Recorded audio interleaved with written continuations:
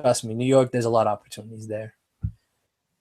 No, like I said, man, and welcome to another edition of Life is People. And we were just literally just talking before we went live there about how New York and it's kind of a birthplace of the hip hop scene, and and I think you said it quite right. It's a bit of a cliche, but if you can make it in New York, you can make it anywhere, man. So, before we go any further tonight, man, I mean, I just want to introduce you to everyone to you. This is well, we're going to call you Envy Fresh, and that's what we're going to call you tonight. I mean, I'm sure you got many other pseudonyms and stuff, but you're just saying you're from Rhode Island. So, Yeah. well, let's kick it off. How you doing tonight, man? How you doing? Oh, I'm fantastic. I'm 100 right now. I'm straight. Well, you just been giving the money, man. So it's all happy Oh, days. hey, you gotta kick, and then you can just blow that. But you gotta be smart with it though. So, like, man, we were just saying before you went live. Obviously, you're from Rhode Island. Now, I mean, so Yeah. well, there's no better place to sort of kick this off. I mean, what's your sort of story? How did you get into doing what you're doing now? I mean, what were the progression steps to up to Envy Fresh? All right. So this started. I want to say freshman, sophomore year of high school. Yeah, sophomore year of high school, I would say. And all my friends, like, they were really about like rapping and whatnot. Of course, I wasn't thinking of mine too, because even then, back like in elementary school, oh, freestyle. I'm like, I'm not with that, no. But eventually, my cousin, who's younger than me, he's been rapping since he was a kid. Family's in his blood, and he's really been going at it. They're all trying to get me to, start rapping, start rapping, start rapping. And I started it. But the thing was, I started making songs that I didn't want to take serious. So I would say a lot of stupid things in them, kind of something like Lil B. He's making stupid stuff just because I knew, I wasn't good with it. But a lot of people tell me if you work at it, you're good because you're smart. You can make lyrical stuff. Like, you can really do better than that. And you know what? Like, around senior year, I'm like, you know what? Let me start taking this serious. I really wanted to go out with it, and I started to go out with it. And then when I started thinking of things, like, I listened to like the Joey Badasses and the Nas's, and I go back, I listen to that style of hip hop, and I'm just sitting, I'm like, I can actually do this. Like, I can actually think of certain bars that a lot of other people would, come up with and try to put that together. That's why I'm this new project I'm working on, Swim. I know you got confused. You're like, wait, should I call you Swim? No, no. But that's gonna be a more lyrical emphasis on the music. So, My first project, Bucket Nights, that I put out, that was just more of a benchmark of what I should aim for. man, you mentioned then. I mean, was it kind of like you say lyrically and that started you getting into it, or was it, you mentioned about Nas and stuff like that? Was it beats that got you into this, or was it lyrics? Were you It kind was of it was more it was more lyrics, because I feel as though nowadays, like, just in general, like, people don't listen to the lyrics anymore.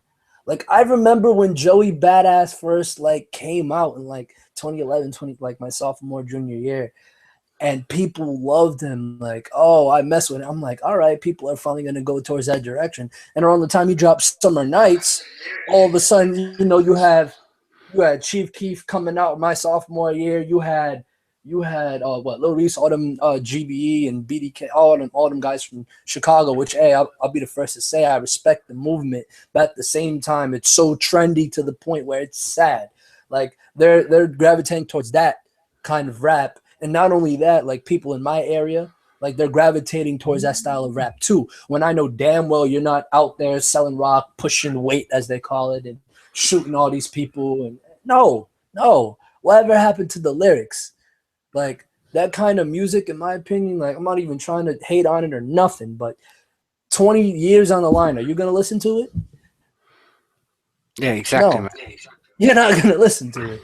So I try. I wanna make music that people can listen to 20, 30 years from now.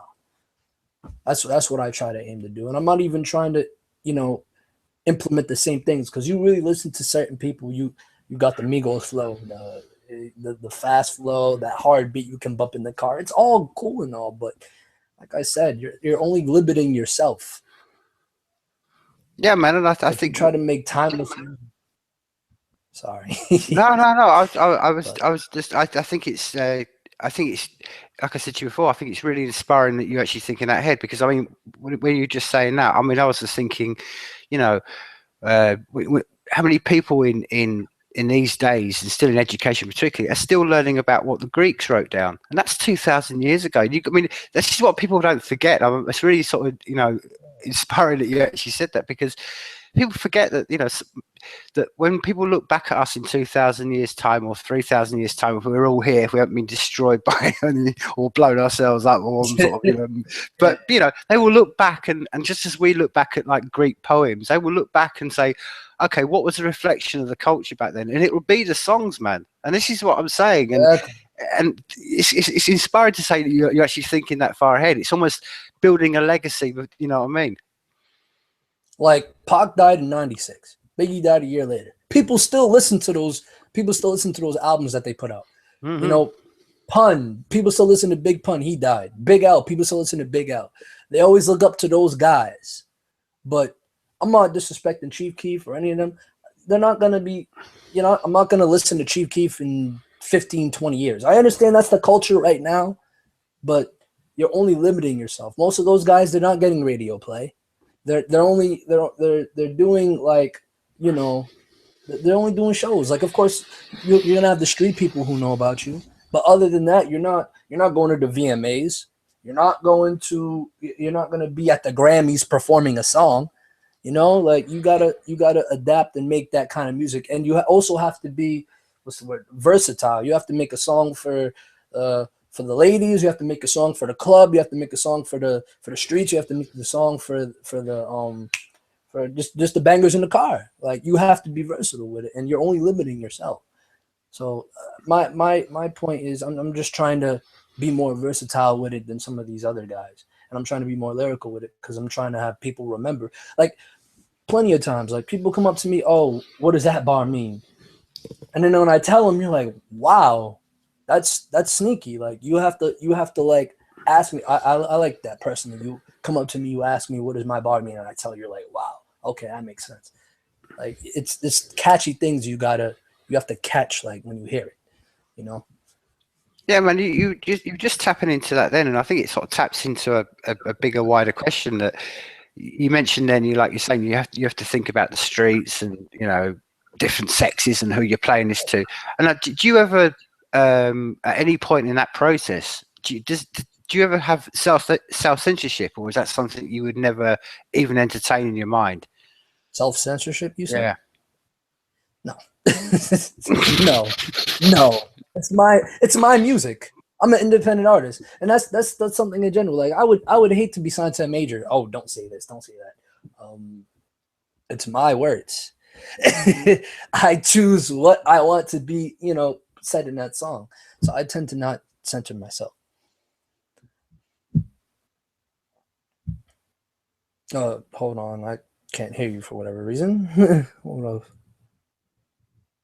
Okay.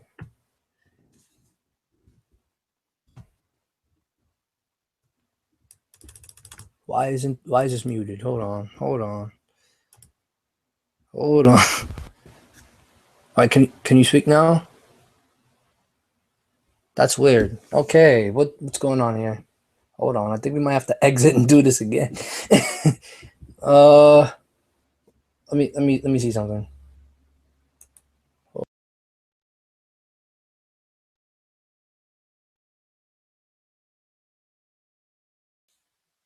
Can you hear me now, my man?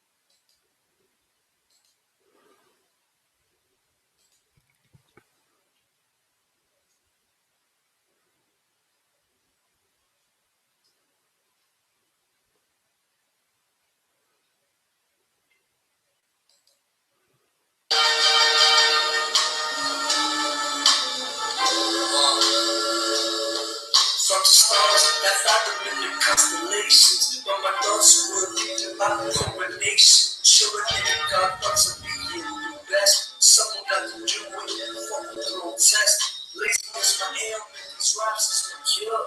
Good enough, mark on this world for that, I'm sure. All right, that's better. Right, can you hear me, my man? Yeah, I can hear you now. I don't know what happened. That was random as hell. No, this is the joys of Google. I hope that wasn't like the first time you had problems. Oh, mate, if I could tell you about this Google Hangouts and this podcast, I could sit and talk for 4 hours about the amount of problems I have with this machine. But do you know what I mean? I think it's really, and I always sort of say, for all the problems I could sit here, we could, whinge about it, man. None of us got any point to complain. I'm talking to someone in Rhode Island, man. I can't, this is the ability to do this is mind blowing. So anything I may say is really first world problems, isn't it? You know what I mean? Just be real shit, man. You know what I mean? So, God, you were sort of, you were mentioning. I asked you about, we talk about sort of self censorship, and you mentioned that. I mean, and then you cut off. So, go on, sort of continue what you were saying. Yeah, so basically, if it's my song, and even though like the label tell me, oh, don't do that. No, I'm putting it out. It's my, it's my, because basically rap, like I said, I want to put more emphasis on the lyrics because it's your words. That's how I feel about ghostwriting in general. Like if you're taking someone else's words and you spit it, that's not how you feel. It's like you're a mock. It's like you're a mockery of yourself. Like it's not even you. Like it's a fake projection of you. So when you write it down, you feel what you're saying. Even if some people interpret it as being stupid, you're the one saying it. So obviously that's how you feel. So I hate censorship. If anybody should express themselves in the way that they can, any way that they can, because rap is an expression. It's poetry, of course. So you feel that way. So you're taking the ability to express yourself and toning it down. It's not good. Yeah, man. So it's sort of like I'm always fascinated by the process of what you do. Now, I mean, will you? I mean, let's start with the real basics. Will you write stuff down with pen and paper, or do you do stuff on your iPad when you're writing stuff down? I have an app on my phone. Just start writing in there. Right. So like, I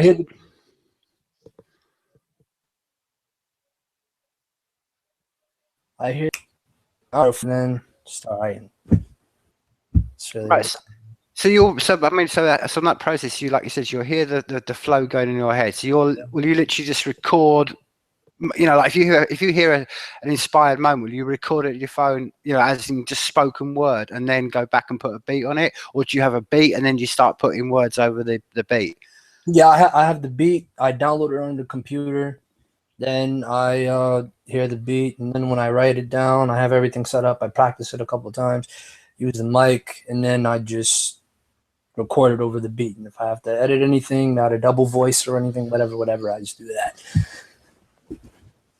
So what was the very first sort of like tune you put down and recorded then? Mm-hmm. What was the first track that you actually recorded and put out as out to the public?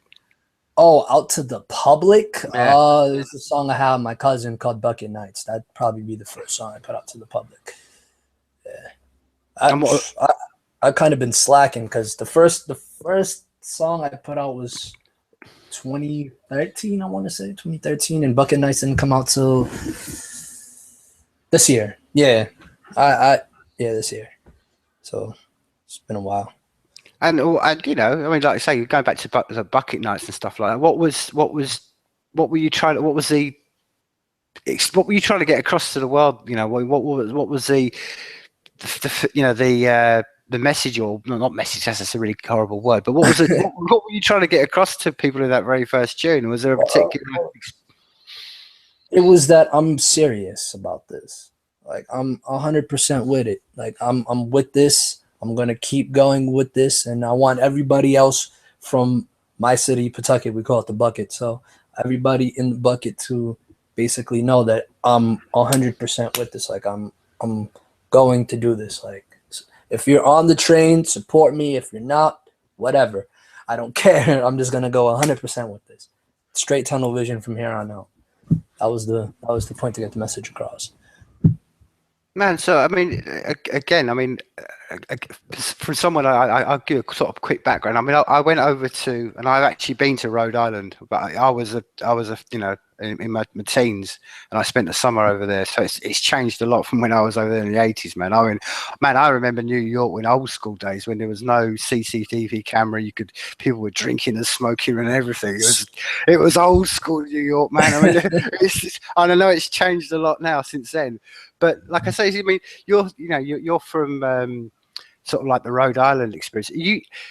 What's the particular sort of, you know, scene in like over there? I mean, is it a scene where there is a scene, and particularly is it one of where everybody's like the old expression in crabs in a bucket and everyone's just trying to pull each other down, or is there a big sort of collective supporting network around you in Rhode Island?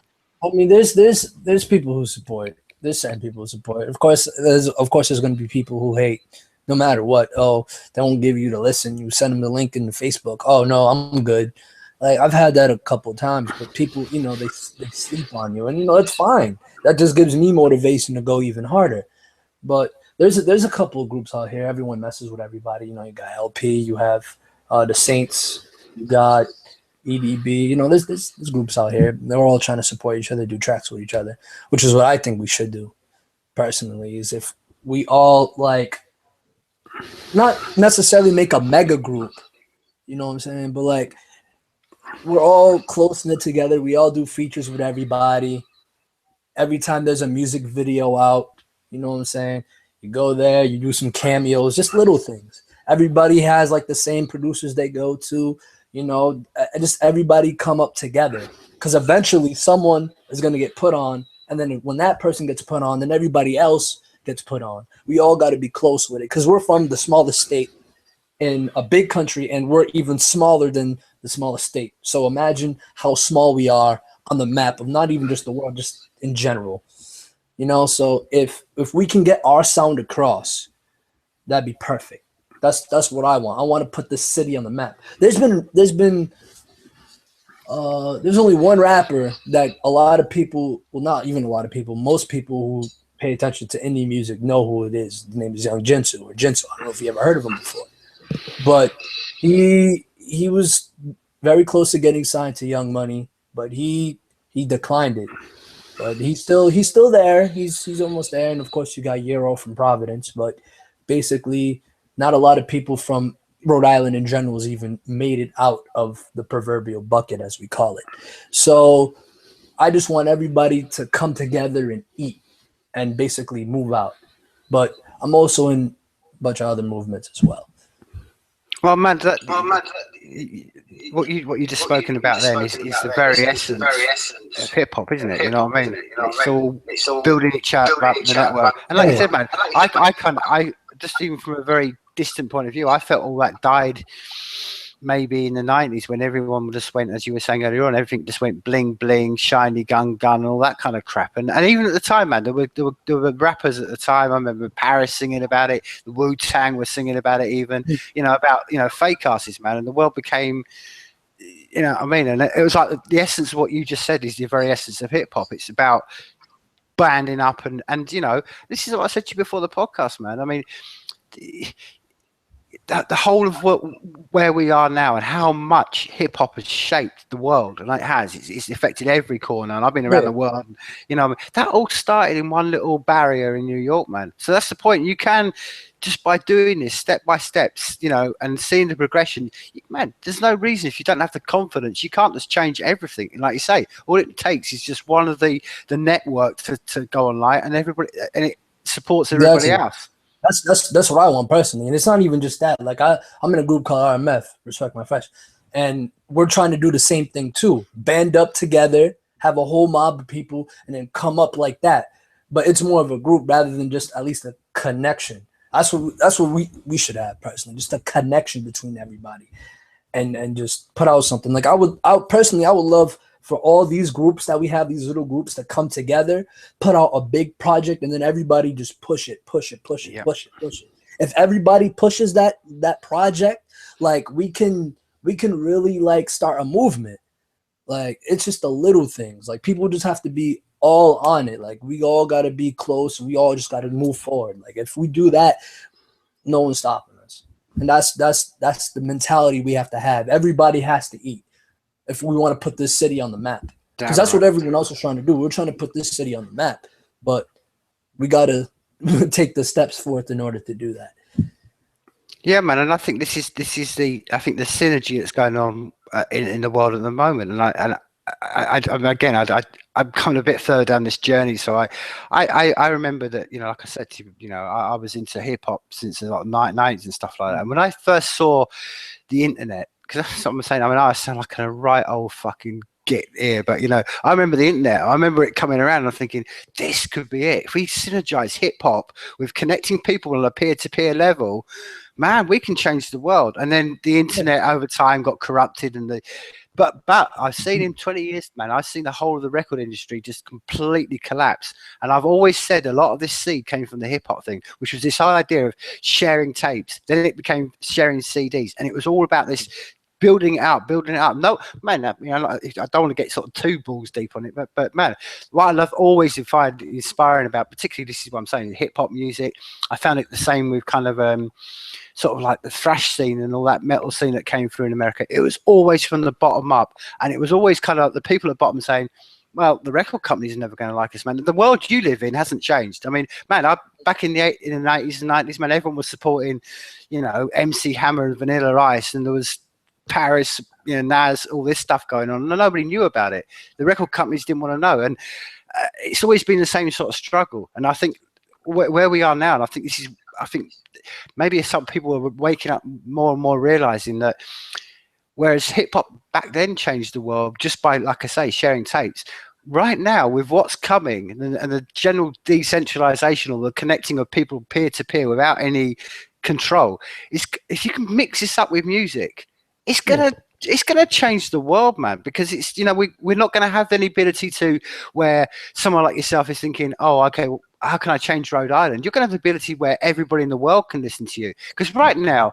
this is what frustrates me. There's so many parts of the world where people can't reach you, man. They're not allowed to get SoundCloud. They're not allowed to get and it shouldn't be that way, man. This should be a universal thing for everybody.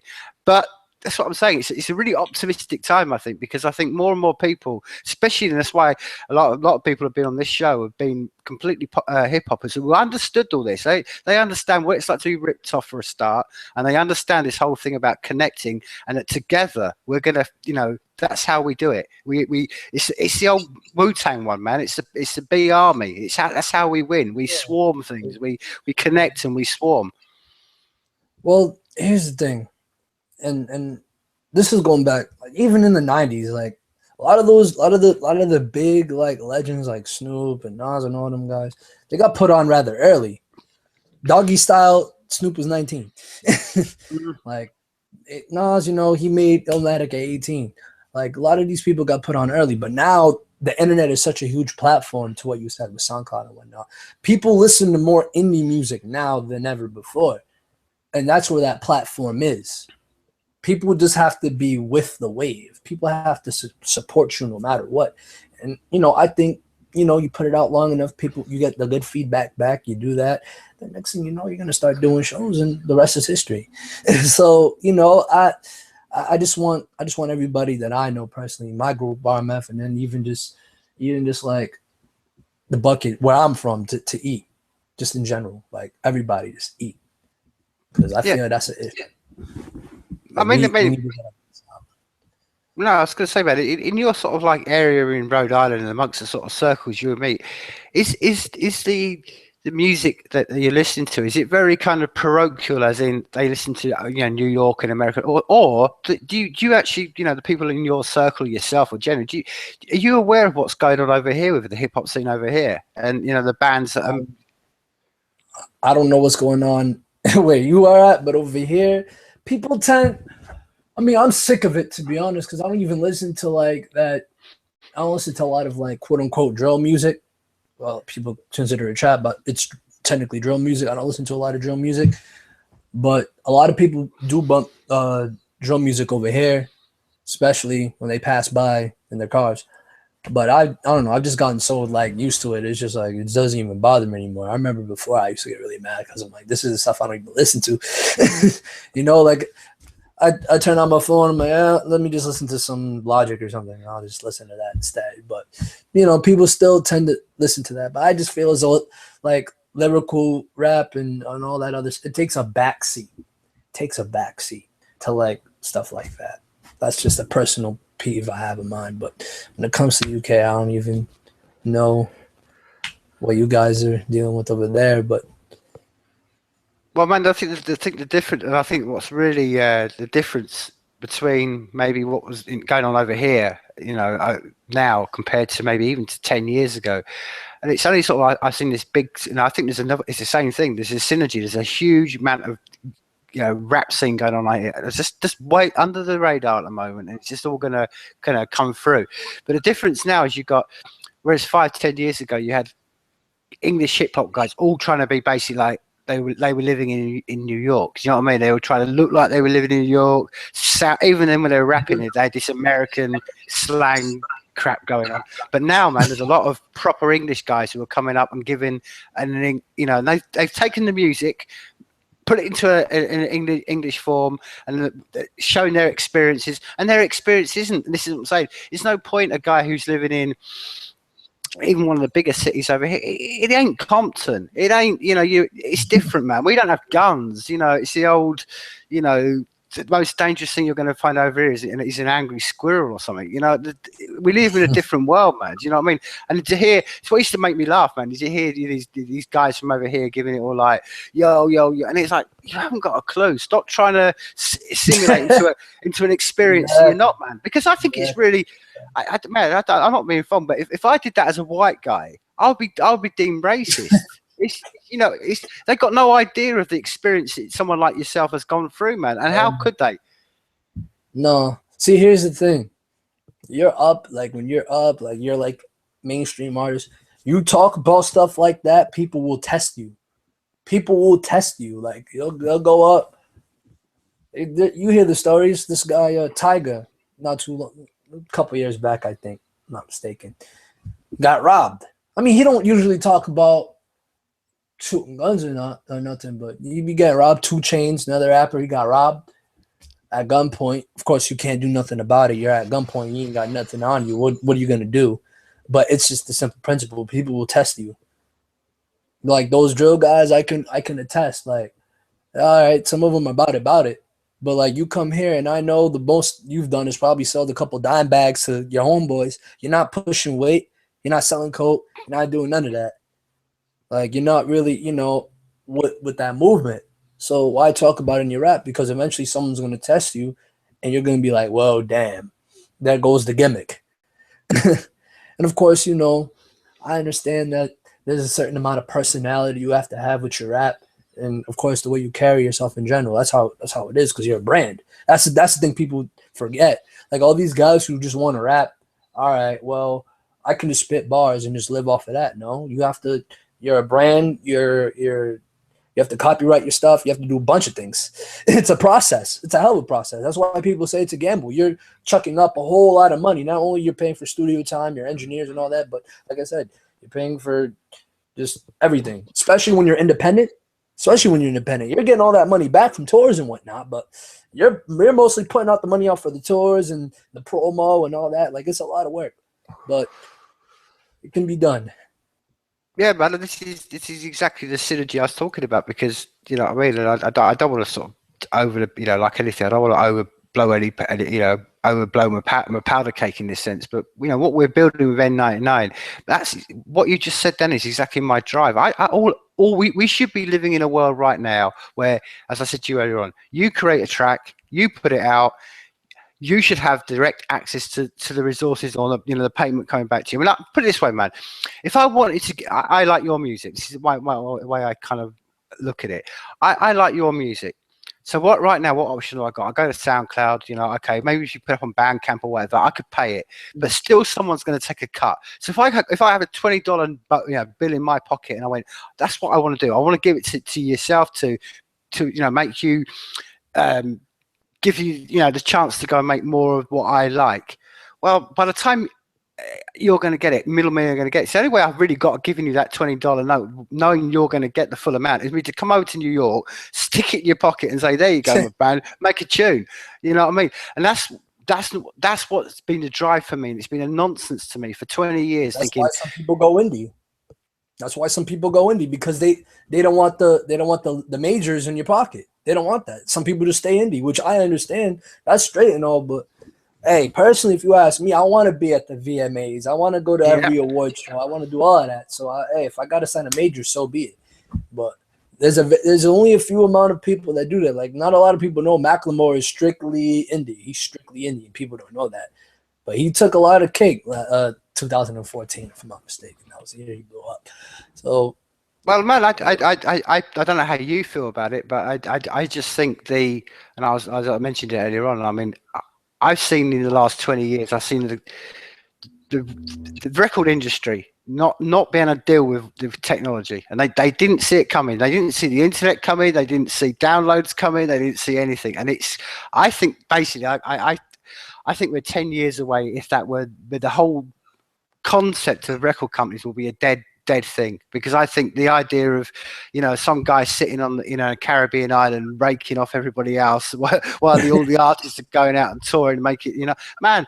And as you know, I mean, I don't know, you know, man, the example I always give, and it's a bit of an old school example, but I read this interview just a few weeks ago that David Roth, when he was in Van Halen, this is back in the 80s when they were big kings and record companies were the bosses of everything, they were only making like 5% on their biggest albums. And it's like 5% for a band that made them, you know, and you think 95% of that's just been creamed off to people, you know, sitting in Caribbean islands. And just that's the majors for you.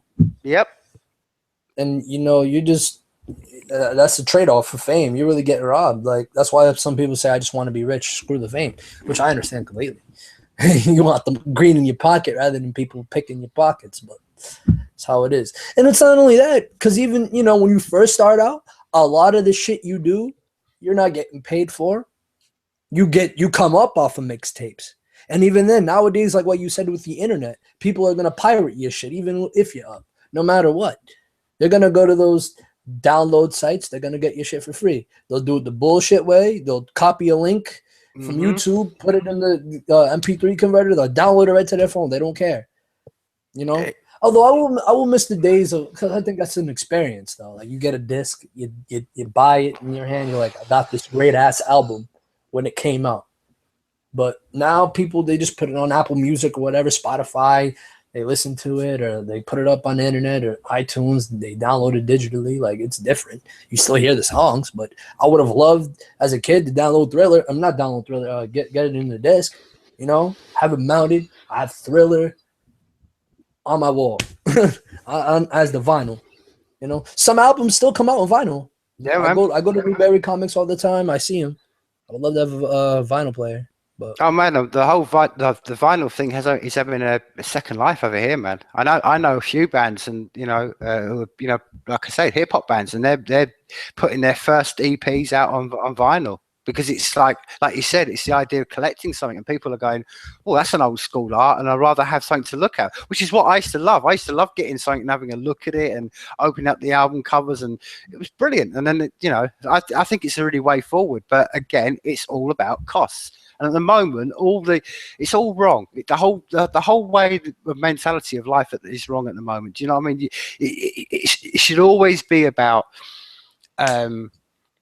direct connection between people. There should be never any middleman between anybody on anything, whether it's communication, whether it's music, whether it's film, anything. It should always be direct between the audience, because it stems into what you said earlier on. Because I think one of the things that happens when you start having a middleman, and even if you're not, they don't affect you, and they don't say to you directly, you know that almost your lyrics and what you're going to say starts to change, because you think, oh, wait a minute, we've got a tour to do, and there's an audience of young girls, and they don't like us saying this, and before you know it, you're almost self-censoring yourself, because you think, oh, if I don't do this, I'm not going to get like you said, I'm not going to get the money, I'm not going to get what I desire. And that's the creepy thing about the world we live in at the moment. These middlemen, it almost encourages self-censorship. People you don't hear about. That's the ones who's taking the money home. Damn You right. hear about all these great legendary, not even just rappers, just rock bands or anything in general. How much money do they really take home? Of course, they can stash it all they want, but it's the people you don't hear about. It's the middlemen. Like, not a lot of people really know about the mixers and masters who, do all that other shit. People don't know about that. They're the ones taking the money home, because without that, then that track you heard is not going to sound as good as you thought. So there's a lot that goes in, because I had to learn it too. I'm like, easy. Spit a couple rhymes, you know what I'm saying? I'm about to come up off this real quick. Come to find out, I have to go to a studio to get this quality up. I got to do this. I got to do that. I got to upgrade this. I got to upgrade that. You're putting out way too much money. It's really not as easy as people say. And of course, it's the trend now. Oh, I'm a rapper. Oh yeah, I got a link. I got a SoundCloud out. Yeah, that's the thing. And of course, it's sad that people, when they start rap, like when I started rapping, that's when that whole these mixtape memes came up on Twitter. Oh, when a SoundCloud rapper sends you a nasty picture. Of course, because that's the trend now. Everyone wants to be a rapper because they want to do some crazy get rich quick scheme. But when you realize how much work these people really put into their art, it's really art at the end of the day. No matter how stupid it is, no matter how trendy it is, it's art. When you realize how much money is getting put into that and how hard you have to stay to be relevant, like, you have to really come up with some crazy things. Like, it's crazy how I pay respect to some of these guys. Jay-Z, as much as I'm not a fan of his music, but Jay-Z, he finds a way to stay relevant after all these years in the game. Like, it's very hard to do that. It's very hard to do that. And I had a discussion not too long ago. It's easy to make a hit. It's not really easy to make a hit. You got to find something that people like and people, can vibe to it, because you can only get commission off that song for so long. You can only get, stuff off that song for so long. Like, and even nowadays, like, radio hits, they're not the same, because not everybody I know, they don't really listen to the radio like that. They're mostly hooking their phone up to the radio and not bumping songs through the aux cord. They're not listening through radio. Singles, like, it's you have to find ways to be relevant, even without the radio now, which is becoming obsolete. Yeah. So, like, it's not as easy, and plus people forget how clogged the rap game really is. Like, of course, you have your mainstream artists, and then you're looking at the indies. Your Mac Miller, your Joey Badasses, your Action Bronsons, your Casey Veggies, people like that. Like, it's very clogged, and you have to find a way to be relevant. So. Yeah, man. I think what it taps into, and it's the same thing as I find as being, in the visual arts. You know what I mean? It's. I remember one of the burdens I carried for many years was the idea of, like, always trying to be original. It's almost like the thing that was pressed into you, especially when you go for education. It's like, well, you've got to find something new. You've got to be the first at something, and you realize, and it was a burden I carry around, like, there's nothing new under the sun. You know what I mean? There's only so many ways you can put a paint stroke on a thing. There's only so many chords. There's only so many notes. Eventually, everything has been done. So the hard part, and this is I think the creative thing, which I'm interested to hear what you're talking about, because you're in the same. You must face the same resistance and all that as me. Is the essence of being creative, and that is basically learning to be tapping into that. Like you said, where you're not thinking, okay, what. We haven't got self-censorship at all, but like you say, you're trying to tap into something that's deep within yourself, and it's almost like it flows through you. It's not. Yeah. I don't know if you feel that as me. I've always felt that when I paint. Sometimes I'm like, man, I'm almost becoming a tool for a greater thing. I don't want to sort of sound too metaphysical about it, but do you know what I'm saying? It flows out of you. I've had the same with lyrics. They've just flown out of me. Is that the same sort of process you have? Yeah, like when you, like that song I linked to you, like, I don't know what it was, like, everything just happened. Like, all right, I'm gonna use this flow. Okay, I'm gonna use these lyrics. Okay, cool. As soon as I got done recording, I knew, all right, I got something here. That's how it be sometimes. They're like, all right, yeah, I got it. And you start recording it, and then you hear it, you play it back. You're like, hold up, wait a minute, I got something. I'm with it. Yes, let's go. Like, and it feels so satisfying. Like, all right, I finally got something good here. I finally understand what I have to do, what what effects I have to put here to make the quality sound better, or what I have to say, what ad lib placement, this double voice, whatever. Like I finally, like when you find that niche and you find what's going on, like it feels good. Especially when people giving you feedback, hey, this is a cool song, I fuck with it. Like it's the best feeling in the world. So I can only imagine, people go up there, oh wow, I really want a Grammy. Like what? Go up there, feel this feeling like you got. Like that gotta be crazy. No, man, I think that's one of the things, and I don't know. I don't know which, I'm interested to see what your experience on, kind of growing up in Rhode Island is of this, but I think there's a definite generalization in the media, this side of the Atlantic, your side of the Atlantic, that basically it's almost where the whole sort of narrative is basically don't work at anything, don't progress at anything. It'll all happen to you magically. That's why all these X Factors and America's Got Talent and all this sort of thing. And it's like you can have your one moment and you can just look pretty, and life will fall into like the Big Brother. All these all the TV shows and stuff. And it's all like you haven't got to work at anything. It just all fall into your lap and success will follow. It's a damn big lie, man. And it's one they peddle for a long time, man. That's the conception that people have. Oh, I'm gonna go on American Idol real quick and get this deal. Okay. Oh, like you said, I'm gonna go on TV real quick. That's the part people forget. It's the hard work. It's the hard work that goes into shit like that, and people just, it's just a misconception to them. There's gonna be days where you're struggling. There's gonna be days where you can't go to the studio and you gotta set up a microphone in the closet, and you just gotta go hard. There's gonna be days where you can't do that. There's gonna be days where even just in general, it's gonna be hard.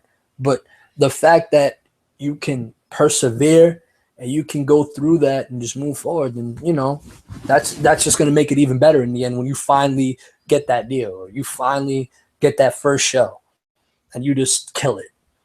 Like that's going to be perfect.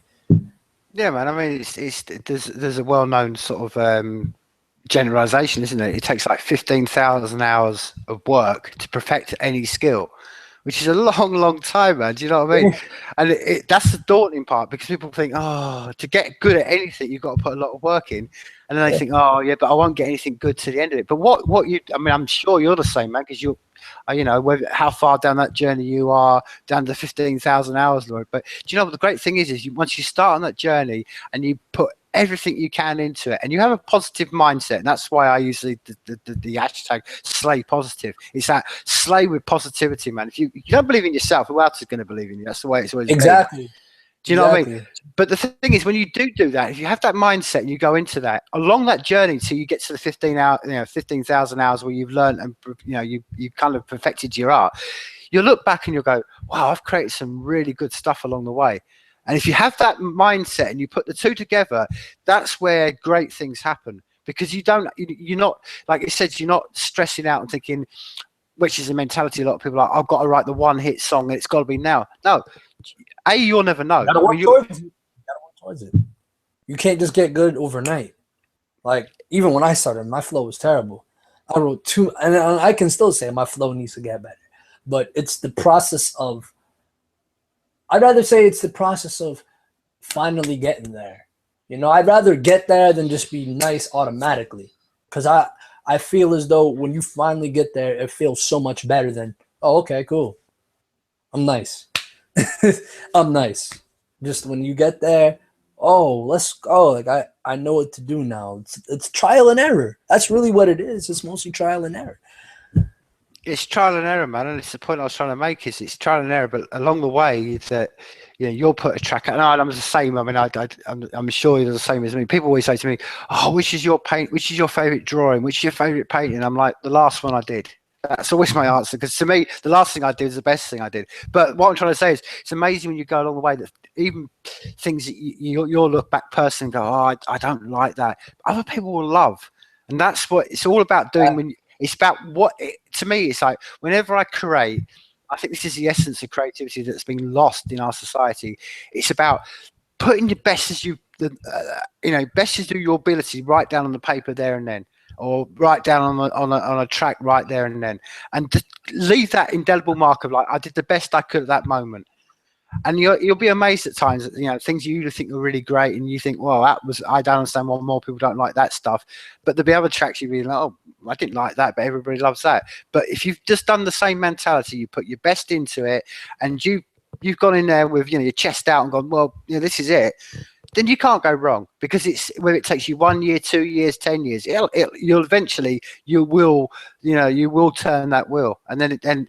Some people get put on late, but when they get put on, they get put on. So it's a trial and error. It's trial and error.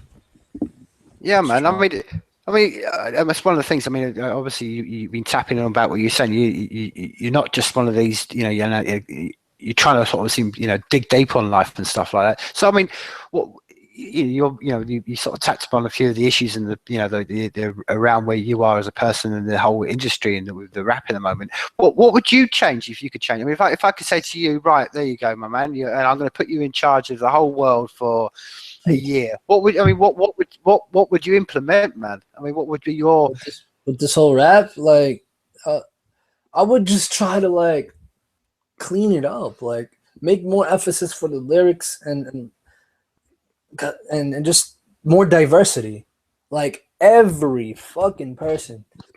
Oh, my niggas will kill you. My niggas, they got the like no.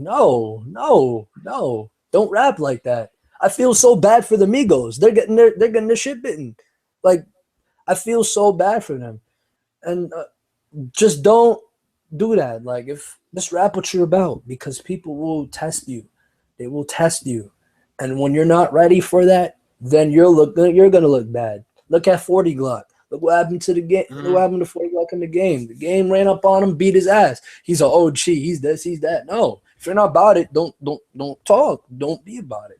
And like I said, have just different diversity. Like, I don't want to hear the same flow in every song. I don't want to hear that hard ass beat. Like, there's different shit for for just everything. If that's what you're gonna be about your whole catalog, you're not gonna be relevant. If you're just doing the same shit over and over again, you got to switch your sound up eventually. You just can't, be with the times, because it's nasty. Like, you see trendy things from like the 1990s, and of course everyone gasses the 90s. It's the best era, but you go back, there's corny shit in there. No, man, there was. You're gonna go back there. You see someone wearing overalls. You're gonna be wearing overalls. You're gonna look bad at it. You're gonna look down upon it. You know what I'm saying? So no, don't be trendy. Just way less trendiness. More emphasis on lyrics. More emphasis on everything else. Of course, you can have those songs. Of course, I'm not gonna deny that. But you have to switch it up. You can't just be about that the whole time. No, man, this is one of the things that's, again, I keep going back to it, but like I said, I was from a completely different experience. Here I am, a guy growing up in the middle of England, and I remember it wasn't just me, man. We had a whole crew of us, and I've said this many times on this pod, that Illmatic by Nas got me through a whole period of my life. Wu-Tang got me through a period of my life. Big L got me through a period of my life. Scarface. These were almost like, for a group of us, they were real soundtracks. But what I'm trying to say, we had no idea what it was like. We were hearing stories about being, what they were talking about and what they were expressing. No, we had no idea. But that's what we loved it. And we, even at the time, for us, who were, like I say, a bunch of white guys over in England, we were like, we couldn't stand all that fake shit. We were like, no. There's two lines. There's all that. Like I said, MC Hammer, Vanilla Ice, bollocks, and then underneath there's a real experience, and that was that turned us onto it. That's what I'm saying. That's why, to me, it's one of the things that's, I think, I don't know how you feel about it, but I think it's gone. I think it's starting to come back now. But I remember seeing, especially the last sort of 10, 15 years, it's just that's the thing. That's the thing about indie music. There's a lot less censoring, like what you said, self-censorship. There's a lot less censoring, so of course there's going to be more shit that caters to people. However, they're not brought on a higher platform. And of course, you still have those people who can, who are good lyricists and that can keep it real on a mainstream shit. Like you got J. Cole and Drake, for example. I mean, not Drake, Kendrick Lamar, for example. But,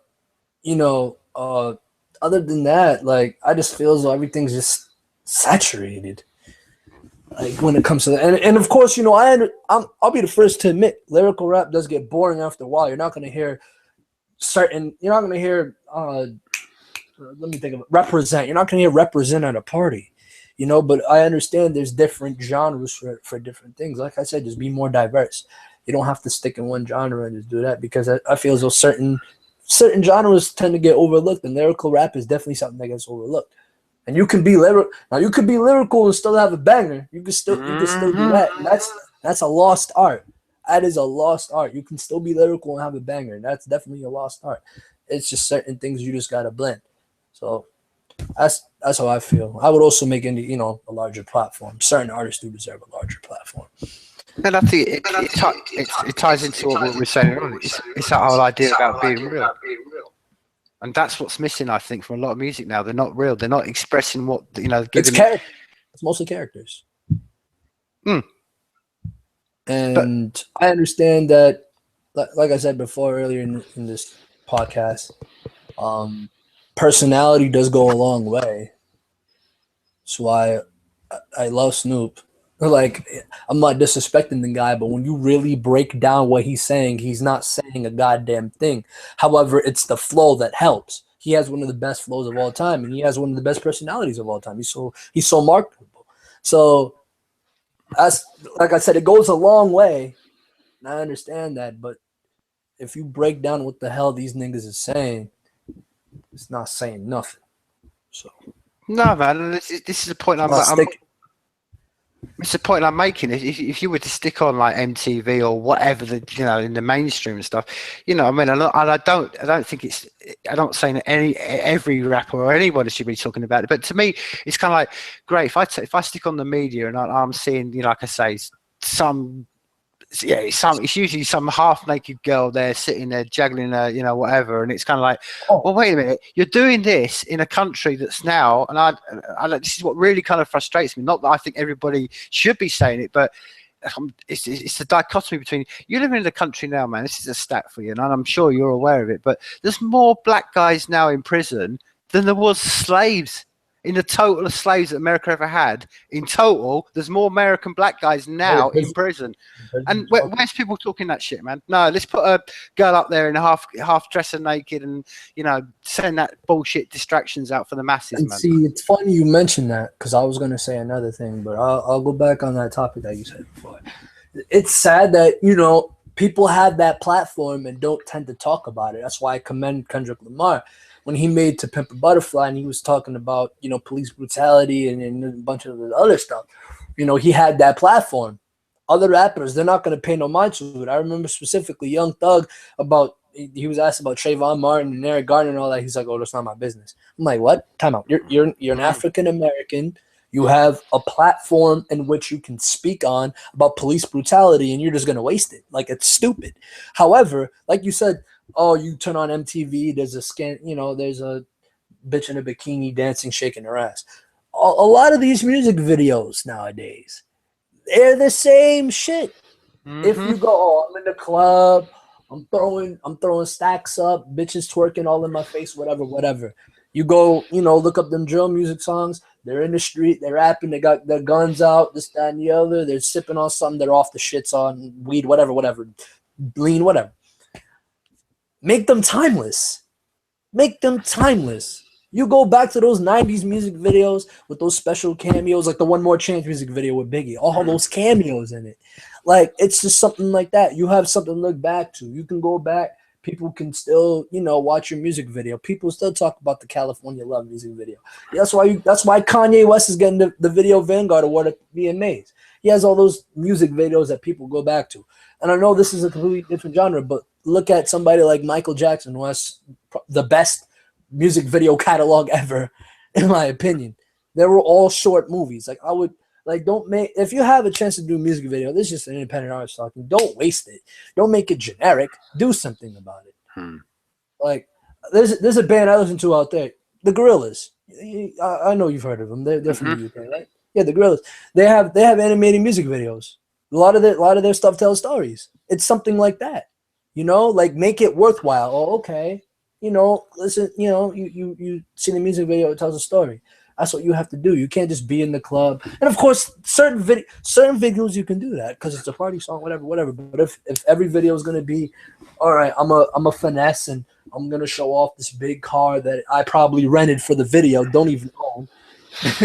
Or get out the car with a chain on, just finessing, throwing bands. Like, no, you got to make it timeless. Like you got to make it timeless. This is something that you catch people off guard with. It's just certain things. Yeah, man. As I said before, man. You tapped upon it, and you said it exactly right. That these people will not be remembered, or the other way around, they will be remembered. I mean, this is one of my fears. I always look at people, and I've got no right to stick into anybody's into what they do because it's hey ho. If I met them, but I'm thinking, man, just think you've got 20 years time. Your kids are going to look back at this. Your grandkids are going to look back at it, man. I know that when you're 21, you don't think about that shit. In your 20s, but it's true. People are going to look back. This is exactly what you said. That's why we don't. That's why people like the Wu-Tang and even Nas and people like that, and some of them can carry through and they're still held high. Whereas we're not sitting here. We're not going to sit here and talk for an hour and a half about Vanilla Ice. Hell no. Do you know what I mean? It's because they were real. That's what I'm trying to say. It's the whole thing about trying to give a real reflection of what you are, man. I mean, that's what I'm saying. You are growing up in Rhode Island. You're not growing up in California. You can only express what it's like to grow up in Rhode Island. That's what happened to Rhode Island, and that's what I want to do. I want to, like I said before, I want to put this place on the map. I want not only just me, but other people, that are coming up from Rhode Island. I want to have that. I want to give them that avenue. I want to give them that avenue. I want other people to know about. It's not just me. There's other people in general. Like J. Cole, he put his town on the map. He's putting on his people. Like when you dig in deep enough, you look them up. All right, cool. That's what, and that's another thing. People aren't even like looking it up. Like they're lazy. They're very lazy with their music. They don't tend to look certain people up. Like Quentin Miller, he's eating right now. People are just now looking up about some of his stuff. I looked some of his stuff up recently. He's cool. He's all right. But it's just the principle. If you hear something or I like it when people put me on to shit because now I'm going to go home. I'm going to look them up. I'm going to see if they have tapes and I'm going to listen to them. It's simple shit like that. People are just lazy and they're not, oh, okay, he's cool. And then doesn't even, do anything about that. They're just going to move on with their lives and just not doing anything and keep it moving. Like you just gotta do some shit like that. Yeah, man, this is the point. I mean, I really kind of, like I said, I'm really inspired by what you're doing because it's what I'm saying. I listen to your tracks and stuff like that, and I'm getting the reflection of somebody who's growing up in Rhode Island and stuff like that. Because I think what's really important, man, is and it's why I try to emphasize to people like yourself is that you're affecting people that you're never going to see, you're never going to meet. You know what I mean? And you're giving the reflection of what it's like, because that's what I'm saying. To me, this is the thing. I'm 8,000 miles away. I'm looking out at mountains. I'm not going to hear what growing up in Rhode Island or what is the experience of Rhode Island is. I'm not going to hear that on ABC or Fox News. Good luck. I ain't going to see that. I need. So I'm saying that's why I really want to support people like you, because you're going to give the reflection of it, and that's the only way we're going to change. The only way we're going to change things is if people put their head above the parapet and say, it ain't all bloody, MTV, and it ain't all like this. You need to see what's right really going on.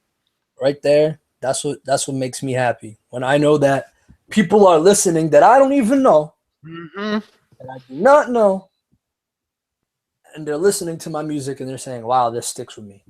So whenever they come up to me, they ask, hey, what does this mean? Like I said before, what does this mean? What does that mean? And I tell them, they're like, oh, okay, good line. Like I said, as long as that sticks with you and that keeps it, that sticks in your mind, I fucking love that. It's the best thing in the world. It really is. I mean, I'm saying, when you look into the again, the future and things, do you think that things are actually going to change. Because I mean, the reason I sort of say this, man, I mean, again, I don't want to sound like an old fuck, an old fucker, but I'm only in my 40s, man. But it's like, as much as I've seen so much of the world change, and I think it has in the last 20 particular years, ever since I was in my 20s, the world has changed beyond belief. And we talked about, how record companies have just gone, and just generally and stuff like that. But again, I don't know, man. I'm not sure if I went back to Rhode Island and experienced, and I've talked to enough people in New York, it seems like actually nothing's really changed, really, man. Do you know what I mean? And that's what I'm trying to say. So, you've grown up in it, man. You've grown up on the streets of Rhode Island, all the rest of it. You've not got a silver spoon in your mouth. You weren't born into money. You know what I mean? So, what do you think? Are you optimistic about things? Do you 5 think, years? Do you think 10 years? Well, let's take it. Let's go forward 20 years, and you're sat here 20 years. You're sat here 20 years down the line. Do you think how much? Yes. Do you think? Do you think the experience of say you had and then 20 years down the line, maybe you've got a child he's in his 20s. Do you think the Rhode Island he'll be growing up in 20 years' time will be any different from the Rhode Island you grew up in now? Oh yes, most definitely. I don't even know how it will change or whatever, but yes, it's gonna change for the better or the worse. I can't answer you, but it will change, and it's not just even Rhode Island in general. It's 20 years is a lot of time because genres of music could die. Shit, for all we know, rap could be non-existent in 20 years. Look at in the early 1900, you had jazz and all that. And if you would have told them, oh, you're gonna be obsolete in like 30 years, they would have laughed at you. They would have laughed at you. And then next thing you know, who listens to jazz? Who listens to smooth jazz? Not a lot of people. It's a very small market. Like the people that, the doo-wop singers, like, oh yeah, we're not gonna listen to your music, 50 years from now. Funny. Society changes. Society changes. Like, you just don't know what's gonna happen. Yeah, exactly, man. But I mean, I would hope so. I'm optimistic like you. I think that things are gonna, that's why I say I think these are really great days to be living in, because the first time in my lifetime, like I said earlier on, where people have been able to connect. And this is a big difference, man. I mean, I would have loved to have done this 20 years ago. I'd love to have gotten, some sort of, I could turn on my computer and I can be sitting there talking to some guy I used to love in New York. This is, that's why I am really optimistic. But on the other hand, man, and this is what I hope does change. But again, I don't want to, it's just a reflection I have looking from the outside. It's like, I wonder how much has really changed in America with the race and stuff. I go back to that thing about, black guys in prison. We're constantly seeing black guys being shot, and you think, has this really changed since Wu-Tang? It's a turbulent time, but I'm being serious. The more they change, the more things stay the same. Because if we're still dealing with problems that people in the 50s and 60s had to go through now, something needs to be changed. That's real shit. Like, you see all these things with police brutality and whatnot. Like, and this is coming from you. You're in a different country. You must really think that this America, home of the free and the brave. Like, you gotta start. There's a couple things in your mind, Tiny. You're like, oh, I don't know about that. Right? And it's making this country look bad. And then it's just not working. And then I also heard that with the release of Straight Outta Compton, now cops are more fearful for their lives. Oh, they want to. Well, here's the thing: if you guys aren't the ones, beating everyone up using excessive force, you know what I'm saying? Then what makes why are you scared? If anything, we should be scared of you, because you're the one. Oh, shit, I might get killed jaywalking. It's the rule. And then you expect minorities to join, the army and whatnot, when we're still the ones dealing with the problems on the streets. And then when we encounter these problems with the streets, it goes back to what you said earlier. The people who are marketed, the rappers who are marketed for the streets, they're not talking about street issues besides moving drugs. If these problems are relevant in the streets, why aren't you talking about them? Why aren't you using that platform? You're a celebrity. Some people look up to you. You're a role model for certain people. Some people, you know, they listen to your music heavy, and you're sitting here talking about turning up and moving drugs. No, talk about relevant issues. Yeah, I mean that's the point, man. That's just the point. You know, I think it's, Yeah. how And I I look. agree with it 100%. I agree with it 100%. It's sad. Yeah, I mean, I've often looked at this again. It's just a viewpoint of history. You know, in the 20s and the 30s, you know, there was prohibition.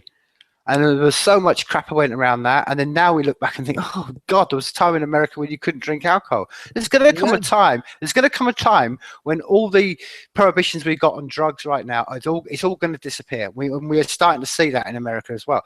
And then you look at it, and this is again, I'm giving you my experience from someone sat over on the other side of the the Atlantic to you, man. I look across and think, man, you've got private prisons. So there you've already got a vested interest to keep a certain amount of people in prison because it's all, you know what I mean? And then you've got the people who work for the prison guards, the prison, all that. So who are they going to fund? What they're going to lobby your Congress to keep this thing going.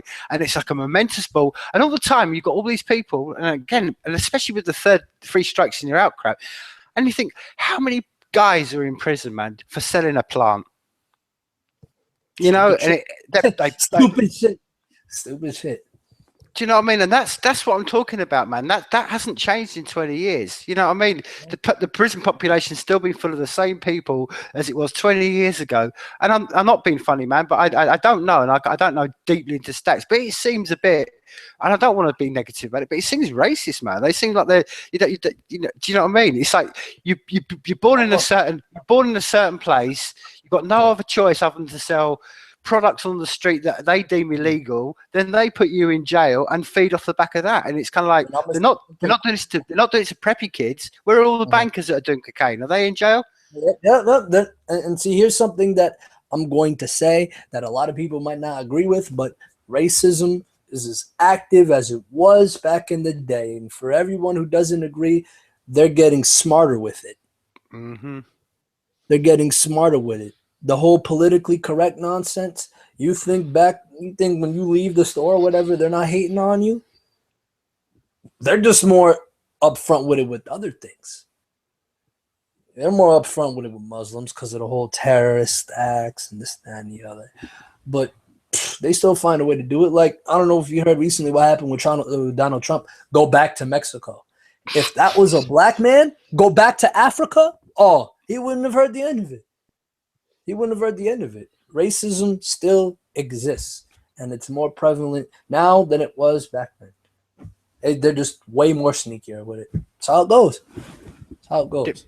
Yep, I think you're absolutely true, man. And I think this I mean, it's one of the things. I mean, again, it ties into the whole rap culture thing. I mean, one of the big sort of hopes for people, I remember in the 90s, was it, especially a lot of rap groups, was it was like, if we get a black president in, and I remember Nas saying it, man, it'll change everything.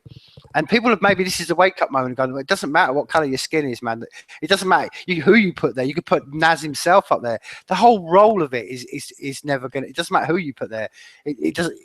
And I think this is one of the great things that's learned. I remember a time of thinking there would never be a black president. Now they've had a black president, and nothing's changed. I mean, has your life got any better, man? Has it changed having a black guy in charge? No. I understand that you're only the president. You can only do but so much because you have I think they have a Republican Congress or House of Representatives, but it's down. Yep. So he can only get but so much, done because politics is a huge ass process. But hey, what can one man do? I understand completely. Although he's not as bad as Bush, but the problems with America, you can only clean, but in so amount of time. 8 years isn't going to help. But no, man. It's probably. I think that's what I'm trying to say, and this is why I think where the musicians like yourself and the artists like me and the people like us who are the shapers of things, this is where we step in, because it doesn't matter, like I said, it doesn't matter if you have a puppet on the left, a puppet on the right, they're all as bad as each other. What needs to be moving on is the mindset of people. That's what needs to change, man.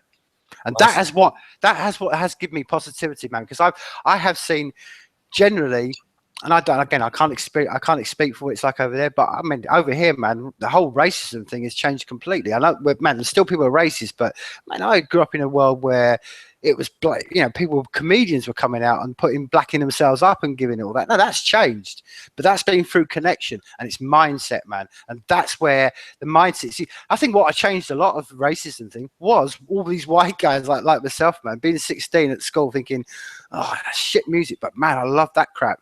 And then we related to it and it's like, oh shit, they're thinking exactly the same thing as me. And it made that whole connection go on. And that wasn't through TV. It wasn't through politicians. That was musicians and rappers that did that, man. And that's the power of the mind that you have your fingers on, man.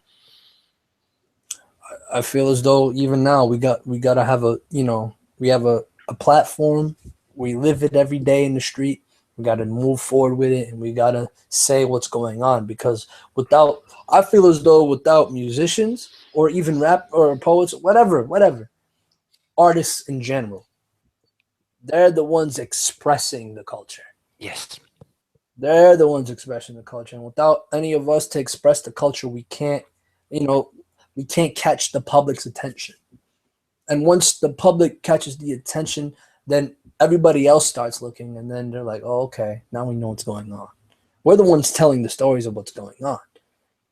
Yeah, exactly it, man. And I think one of the things that well, we are in a very fortunate position, man. And I'm sure you talk to your grandparents about this, man. That, the idea that you've got the platform right now, even though it is censored, and we know what the NSA are doing to that, and they're probably watching this Google Hangout and all the rest of it. But man, the idea that you've got a platform where you can put your opinion out, man, you ask your grandma what that was like, or your dad what that's like, man. These are great days to be living in, that we can just get this information out between ourselves. I mean, man, 10 years ago, you'd have had to be on MTV, which means you would have to put a shiny tracksuit on and gone, hey, and but now we can have this conversation, and it's changed, man. You are, like I say, you ask your dad and your grandma, man, what it was like growing up in their world. Well, they would have told me that it would have been a lot different, because my parents, they're not from America. They're from Channel Islands, Cape Verde, off the coast of Africa. And at that time, when they were born, they were owned by Portugal. So, I don't know if they were really totalitarian there, but they did fight for their independence, and they did win. So, to have that platform nowadays and being more, more talkative. I can even go on Twitter right now, state my opinion. It's the little things like that people do take for granted. I could say a bar, how I feel about people, and just the little things. I wouldn't get persecuted for it. Man, so you mentioned then obviously where your parents are. Have you been back? Have you been over to the island? Yeah, I've been there. Yes. And how was that? I mean, was that a different experience? Yeah, completely different experience. Like, it's very, very hot there. A lot of trees, nice, views, bunch of that. Islands, very islands.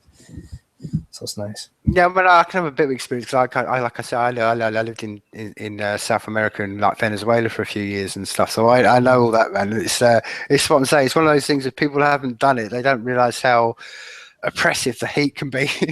That's one of the things. It's like, you go to like a third world country, you visit, and you're just like, I'm a fish out of water. You look around, you're just like,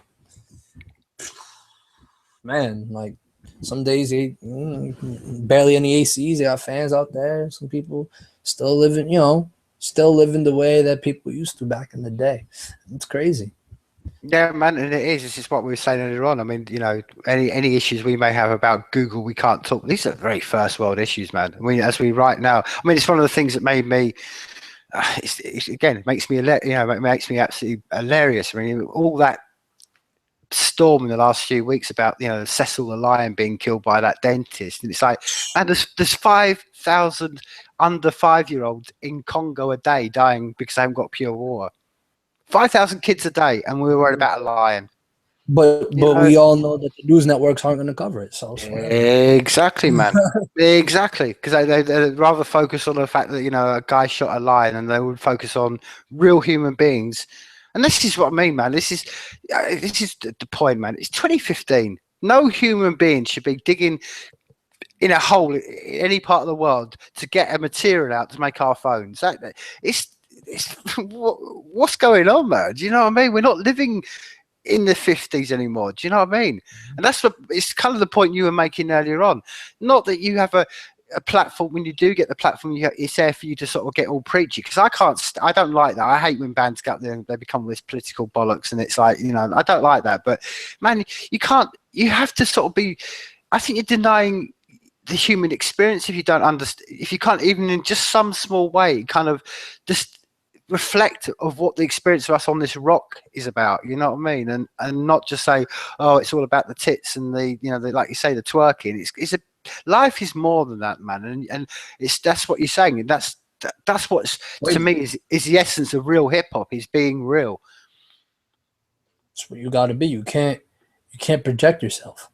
You can't project yourself as a fake person, because like I said, you're gonna get tested, and when you get tested and you get exposed, there goes everything. There goes everything. Because even then, hip hop is confrontational. We're the only genre where it's based on competition. That's how it is. And you don't want to be the one on the losing end. You can band together all you want, you know what I'm saying? But there's competition, and you lose the competition, you're losing a lot of things. There's certain cases, of course, where you win, like Nas and Jay-Z, for example. Of course, Nas won the battle, but we all know who won the war, fortunately. But there's certain cases like 50 and Ja Rule, where Ja Rule wasn't even right after that whole beef. So you gotta be ready for anything. Yeah, man. I mean, so where you are right now, is it quite in Rhode Island, or the particular part of where you are? Is it quite hard to sort of get gigs and stuff like that, or doesn't or do you have to sort of step out into New York itself to sort of get yourself out and get people hearing about this? To get gigs, I've never really invested. I mean, you could like try to get some attention, because there's the Met and Lupo's and Providence and all that stuff, but I'd say it's kind of hard. But you gotta, I mean, New York, I don't know if you can make that move yet, but there's ways to get around. No, okay, man. So you get like a small following, and then do that. But yeah. So I mean, how does that process? I mean, that's what I'm saying. I'm fascinated. I mean, because particularly over here, I mean, like I said, I do a lot of the artwork for the Sealing Demons, and the process over here is that they will play. A lot of their stuff is about playing live as much as they can, and maybe it's as hard as over here is to play gigs, but there are, because I suppose because we're sort of less people on an island, it's quite easy to sort of like pick up a following and get a gig and stuff like that, and sort of spread the word. But so what is that you just tapping into and saying that the same sort of thing goes on over there? But so what is the stuff? That's what I'm saying. What are the steps you have to go towards? I mean, you're saying going to New York and stuff like that, and it's what are the steps for you now between where you're playing kind of a big venue and that? Is it just a case of keep putting tracks out, mixtapes out, and then hoping that spreads your word? Keep getting the following, and you get, as soon as you get big off of it, so you got to put in work. Then someone contacts you, and the rest is history after that. But if it's a group thing, like I said before, then it makes it a whole lot easier if everyone supports you.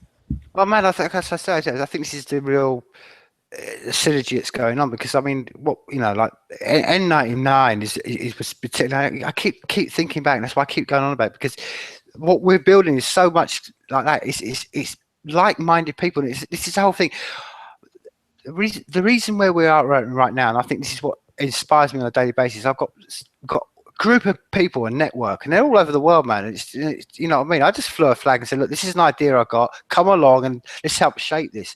And this is what I really find inspiring at right now, is that this network is growing, and everyone inside this network, just generally, and I'm not going to talk about what I'm doing and generally, but I just see it everywhere around the world, that I think, honestly, this is why I really do think, 5-10 years down the line, I think people like yourself are going to be look back, and you're going to be like, you were the voice piece of the generation that came through Do you know what I mean? And that's, I mean, in a really kind of selfish way, man. That's why I look at it and think, well, great. I hope, I want to be 10 years down the line that people look back and go, Envy Fresh, Envy Fresh. When was his very first podcast? Oh, that's my reason for doing what I do, man. I want to be the first there. So in 10 years' time, when you're getting a Grammy, man, you can go, I remember this, the very first interview I did. And this is how I see it, man.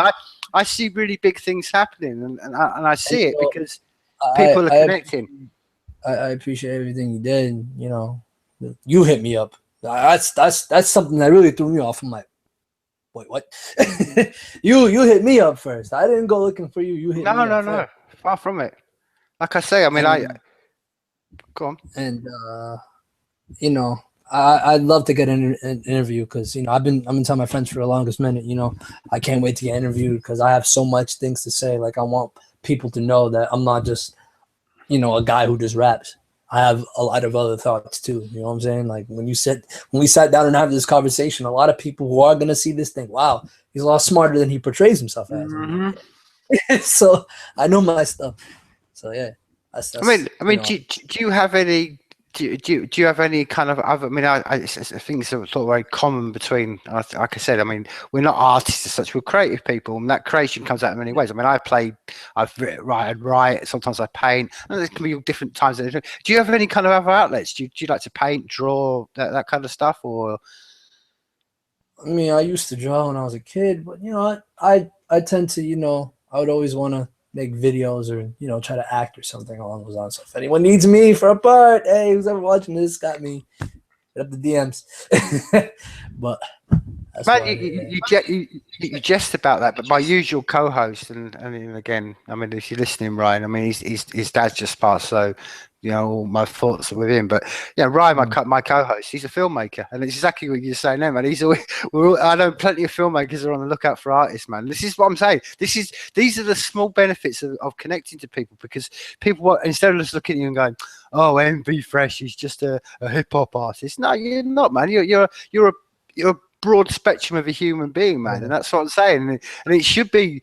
This is what you need the opportunity for, man. Because this is what I love about the world we live in now. We can have this discussion, whereas it's not just a 10-minute radio interview. It's like, hi, well, welcome, Envy Fresh. Just tell me about your. We're not in that crap, man. We can have real discussions, and I think this is great, man. These are great, because I've often thought I would have loved to have gone back and seen.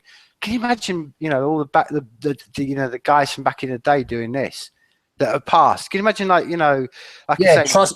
trust me, I feel the same way. Like I can't, we really need to, feel like we gotta express ourselves more. So if we could have this back in the day, then who knows what could have happened?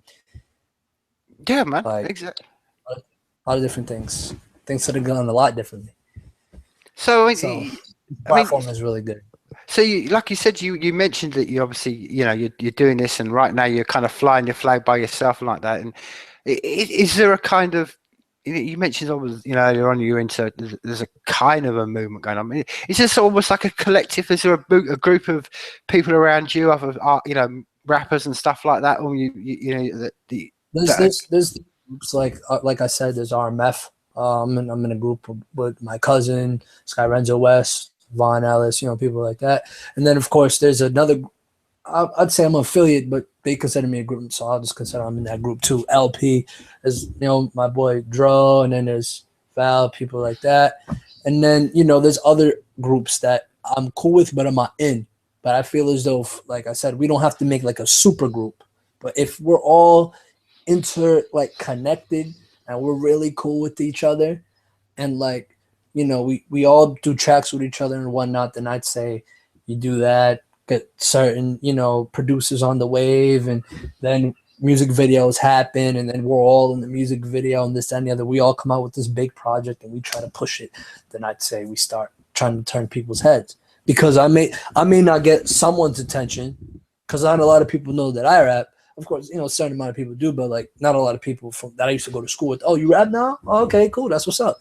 But other people who have that avenue, who know that, that person raps, they put out a tape and I'm on it.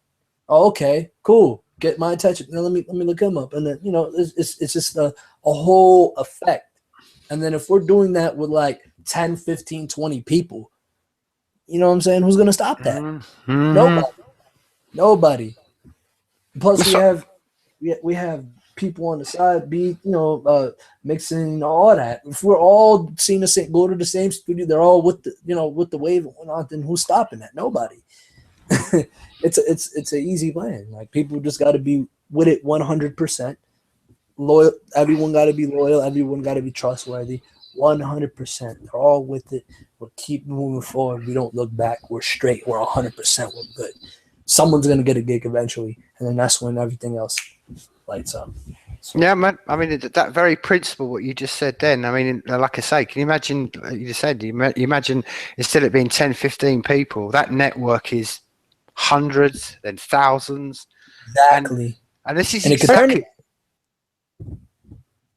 Mate, this is exactly what my vision for what I'm trying to do in 1999, because it's the idea of like, it's exactly what you mentioned just then. The idea we can all share resources. So like, we have a network. We'll go, okay, look, there's people over here who are filmmakers and they would love to do that, or this is a beat maker and he's prepared to.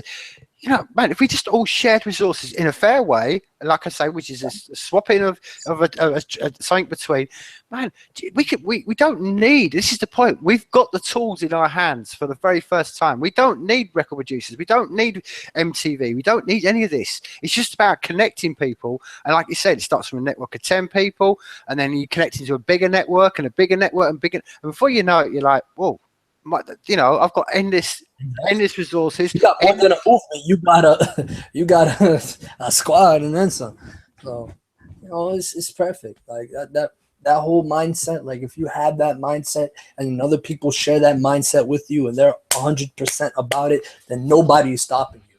Exactly, man. And that's. And I mean, like I say, I mean.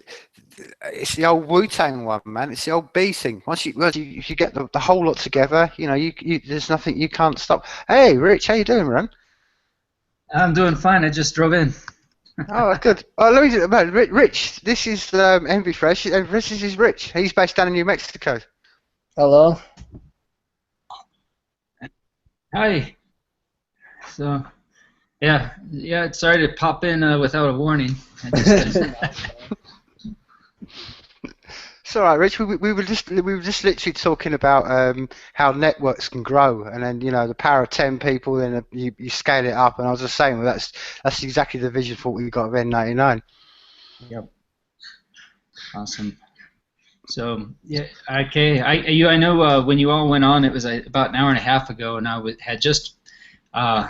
on my way down from Albuquerque, and I was going to try and join you on my cell phone, but the login or something wasn't correct or something. But anyway, are you in the middle? Are you in the end and the beginning? We're literally just we've been chewing the cud about the world, life, and everything. So what I mean. I figured better late than not at all. So here I am. So how's your road trip been, Rich? Well, let's see. I flew in yesterday the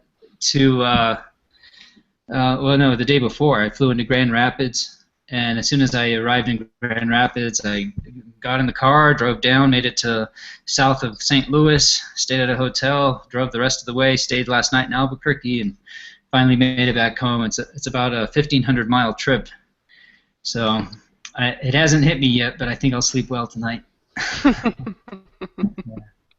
So yeah, I'd like to learn about the guest. I missed out. I'm sure you all went over a lot of stuff, but feel free to ask him anything you want, man.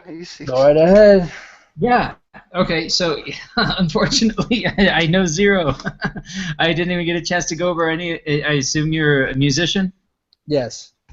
Okay. What style? Rap. Rap. Wow. Okay. How did you meet us through Ryan, or how did you meet us? Well, ironically, my friend who was on the show earlier, he was a comedian, goes by the name of James Washington. I don't know if that name rings a bell. He kept between my music, and I don't know how he came across me, but he went in my DMs. He's like, "Oh, we'd love to have you on the show." I'm like, Okay, cool. So set that up, and well, now I'm here. How long James for, man? I mean, you mentioned to me on obviously DMs the other day. You've known him since high school. Does that go way back? You Yeah, and James? senior year. That's when I started to know him. Okay, So, so did you just connect just what randomly, or did you? well, we knew each other in the summer program that was there, and then he was in a couple of my classes, and we just got to start to know each other. We hung out with the same people, and it wasn't the long. It was a little bit before I found out that he actually did stand up, and I actually saw one of his stand ups. He did a fundraiser, and he wound up. There was a little contest going on, and the winner of the contest would open up for the one of the people that was there at Foxwoods, and he wound up winning, and he went on to open at Foxwoods. But I didn't go see him at Foxwoods, but I actually saw his stand up. He's cool. He's straight. So he's No, a, man. he's a he's a good guy. I think this is one as I said before. As I said before, that as much as I think that in 5-10 years time that yourself and people like you know are going to be the voice of the whole thing. I think people like I see a time, man, when James Washington's going to be proper big, man. And you know what I mean? That's what really excites me, man, because I see a lot of really uprising talent, and you're all about the same age, and it's really inspiring, man. I don't know if you, being in the middle of the storm, you're aware of it. I don't know if you're aware of, like I said before, how much you are putting the seeds out there and how much it's affecting people. I'm aware. I'm aware. I'm not even. Hey, I'm not even. All I know is people are gonna get better. As long as people have that mindset, then anything's possible. Yeah, man, and this is what we like I say, it's kind of been the theme of this podcast all the way through. It's all about connections and building these networks up, and as I said before, man, I mean, we were tapping on it earlier on. I think it's kind of just to tune Richie. I was trying to say the whole point of what's going on right now is it is just peer to peer. It's just people coming along. There's no middlemen. We were saying this earlier on. There's no middlemen, and this is what inspires me at the moment. And I was we were talking just before you came on, Rich, about what almost like what things could we sort of see envisaging for the future, and what can be solved. And we mentioned some of the problems right now. Again, just give Rich a quick overview of like I say, there you are, you're in there now, right now. Envy Fred, he's put stuff up on SoundCloud. He's starting to make you're starting to make your name, and we've been discussing this. Sort of like just to quickly go Rich and overview. I mean, like I said before, what would be the most what are the things you're finding the most traction and friction in, you find hard right now, being in a position of being a rapper in his 20s trying to start off the thing? What I was saying, what would you try to change? What would you wish to implement? What I wish to implement, just a way of getting your sound across, because that's really the hardest part. Like, in my opinion, it's not even making the song in general. It's just trying to get people's attention so they can listen to it. Like I said before, like I would spam Twitter. I would spam Twitter. I would go to the Facebook. I would go to the messages. I would send everybody the link in my friends, and then I would go write a post about it, tag mad people in it. Like it's a process when you don't have promo. So you're doing that, it's a lot of work, but you just really need to. That's one thing I would fix. Try to get everybody's platform across. Like try to make a bigger platform for everybody. Yeah, man, and like I said, I would love to be, maybe 5 years down the line, 10 years down the line, with the idea that, like you mentioned earlier on, that it doesn't cost you a lot of money to have studio space. You can instead of just saying, oh, I've got to go to a local guy in Rhode Island or in New York, I could go to some of the best producers and beat makers in the world and use their facilities, because we can do it all, man. It's all electronic. It's you don't have to be there in person, and this is because then, like I say, like you mentioned earlier on, if you could have great production and great upgrading of everything, it would change everything. I mean, rather than just having, like you said, recording on your notepad or trying to do it in your own bedroom. Everyone starts from somewhere, but in order to have quality and all that other stuff, you really gotta put in not only just your time but your money as well. So, excuse me, if you put in that effort, then that's how you know it's gonna pay off eventually. I just hate that though. Like personally, if you just put in all this work at the studio, you have a full mixtape or album recorded, and you just put up the leg like twice. Like, what's the point? Mm. What's the point? You're just wasting your time. You're wasting your money. You're not doing nothing. You gotta go hard with it. You gotta push that every day. That's what people just tend to not even do. And you know what? I even in the beginning, I sort of did that. But you know, eventually you have to get the mindset where, all right, if you really want to do this, you gotta certain gears gotta click in your head. You gotta be on it every day. Every day you gotta be on it. Yeah. I mean, one of the things that Rich, while you're here, and Rich has had this concept maybe for, I don't know, for about a year now since we've kind of, I remember first year you mentioned this idea, Rich, about the idea of, multiple cameras in a venue and stuff like that. Do you want to sort of explain to my man, what that idea is? I think it's a fascinating idea. About the Safe Network, there's a bunch of great things about it, but the idea, down the line, it may be a year or two before it's implemented, but the fact is that it has the ability to be implemented where you can have multiple streams feeding into one account. So you could have multiple people that downloaded, say, a Network 99 app onto their phone, and you could have all your friends forming a circle around you when you're singing and all filming you, basically creating a three-dimensional rendered video where you could see it from any angle you want to see on you once you have your VR headset on. See what I mean? So these are technologies coming down the pike, and they'll be enabled by the MadeSafe network because after it's up and running, people will have the ability to buy processing power on the network, basically utilizing thousands, if not tens of thousands of computers processing power in order to do these intensive computations in order to make this type of stuff a reality, perhaps even in real time. So there's there's a lot of issues. The fact is that the dreamers out there see what can happen, and you have geniuses like David Irvine and the people starting to join up with MadeSafe who they understand technically, yeah, this is feasible, now let's figure out how to do it.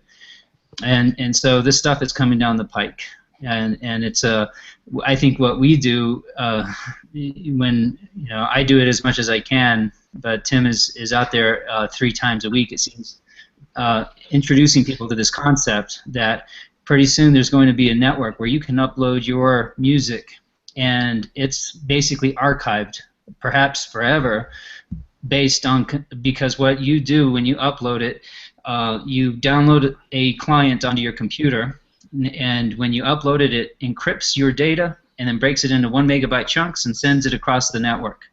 And so even if somebody who's storing part of your data shuts their computer down or their drive becomes corrupted, the network will intelligently notice that that drive is no longer available and take it from another drive because it's done redundantly. It's on several different computers, and it'll automatically place that data that was on that drive that's down now to another part of the network. So, and if you have thousands of people trying to see your information, it gets faster, not slower, because it caches your data, it caches your music across the RAM, across hundreds, maybe even thousands of different RAM on computers around the world. So this is a technology that's pretty incredible. So everyone who has that app, let's say if I uploaded a song, so on the client, as soon as I uploaded it, everyone who has that app will have access to that music. Is that what you're saying? Yes, that's exactly what I'm saying. Because basically, what N99 seeks to be is a media aggregator. So all of the people that upload their music, videos, artwork via the N99 app will be able to be found on the N99 app. Okay. So there's going to be a lot of good reasons why people will want to get their information aggregated in a way that anybody can find it. And the reason that it's called N99, if you don't know, is the idea is to get 99% of the profits back to the creator of that music and that art. And so, because MadeSafe has a built-in process of rewarding content based on its usefulness to the network. And so, if your information is being or used by thousands of people around the world, every time they listen to that song on the N99 network, it's adding value to the network. And that value is recognized in a completely autonomous algorithm and distributes SafeCoin accordingly. And that SafeCoin already has a value, even though it doesn't exist yet. What we have right now is a placeholder called MadeSafe Coin, which was released a year ago to help fundraise to keep pushing the development of the MadeSafe network. So even right now, there's a value to the coin. But even if that coin had zero value, the fact that you accumulate it, you're able to use that coin to turn around and buy network resources. So if you want to store more of your songs on this network, you can do that by paying SafeCoin. So and what I see happening in the future is that it's just going to be a kind of a no-brainer, because this is going to be a network that can't be shut down. You may have to worry in the future, because as we saw, I think it was a year ago, Google decided they were going to change their policy on music on YouTube. And so you had to basically allow your music to be put onto the Google Music platform, or you'll be taken off of the Google YouTube. So, you know, they can change their policies anytime they want to. That's because, you know, they have control of the servers. But with the MadeSafe network and Network 99, nobody has control over the servers. Nobody can shut your music down. If they don't like what you said, guess what? They can't do anything about it. Nobody can do anything about it. So this is a new wave of free speech coming down the pike here that nobody's going to be able to tune in or tune out, I should say. Yeah, so it's exciting. This is why we've been excited about it for over a year. And even though the platform isn't available right now, we know, because we keep our ear to the ground and look at the MadeSafe forums, that it's in development and very close to being released on at least certain aspects of it, right? And so these developers that are getting on board right now, they see this as a huge opportunity. And so you have a lot of super intelligent people right now putting time aside, like in their off time, if they're working at Google or they're working at any of these other high-tech industries. For some people, this is their pastime. This is what they're putting their free time into. And I think when it really gets going, they won't need to be working at anywhere else. They could just devote their time to creating more and better applications for this new network. So anyway, yeah. If you have any questions, I'll answer. But I'd like to know more about you. Are you you're from England? I am from Rhode Island. Oh, you're from Rhode Island. Where's your accent from? My accent? No. Yeah, you have an accent. I guess it's a Rhode Island accent. And I have a Southwestern accent. I can't read. I mean, there's a misconception because not everyone's, I'm a park the cat. No, that's stupid. Car. It's car. Don't say cat. Well, I figured you were from Europe or something. So Rhode Island. I was just, yeah. Although Boston and Rhode Island tend to have the same accent. Yeah. Huh. So what is do you have a theme on your music? Do you rap about everything? I tend to rap about everything, but this project I'm working on specifically, I want to put more of the emphasis on lyrics. So that's why I tend to choose Adult Swim style beats. I don't know if you ever watched Adult Swim, but the beats that they play during the bumps where it's just text, that's the kind of beats that I'm going to be rapping on. So it kind of has that 90s style, New York style, East Coast style of, sound that I would want on this tape. That late night sound, that's what I want. That's what I'm encompassing.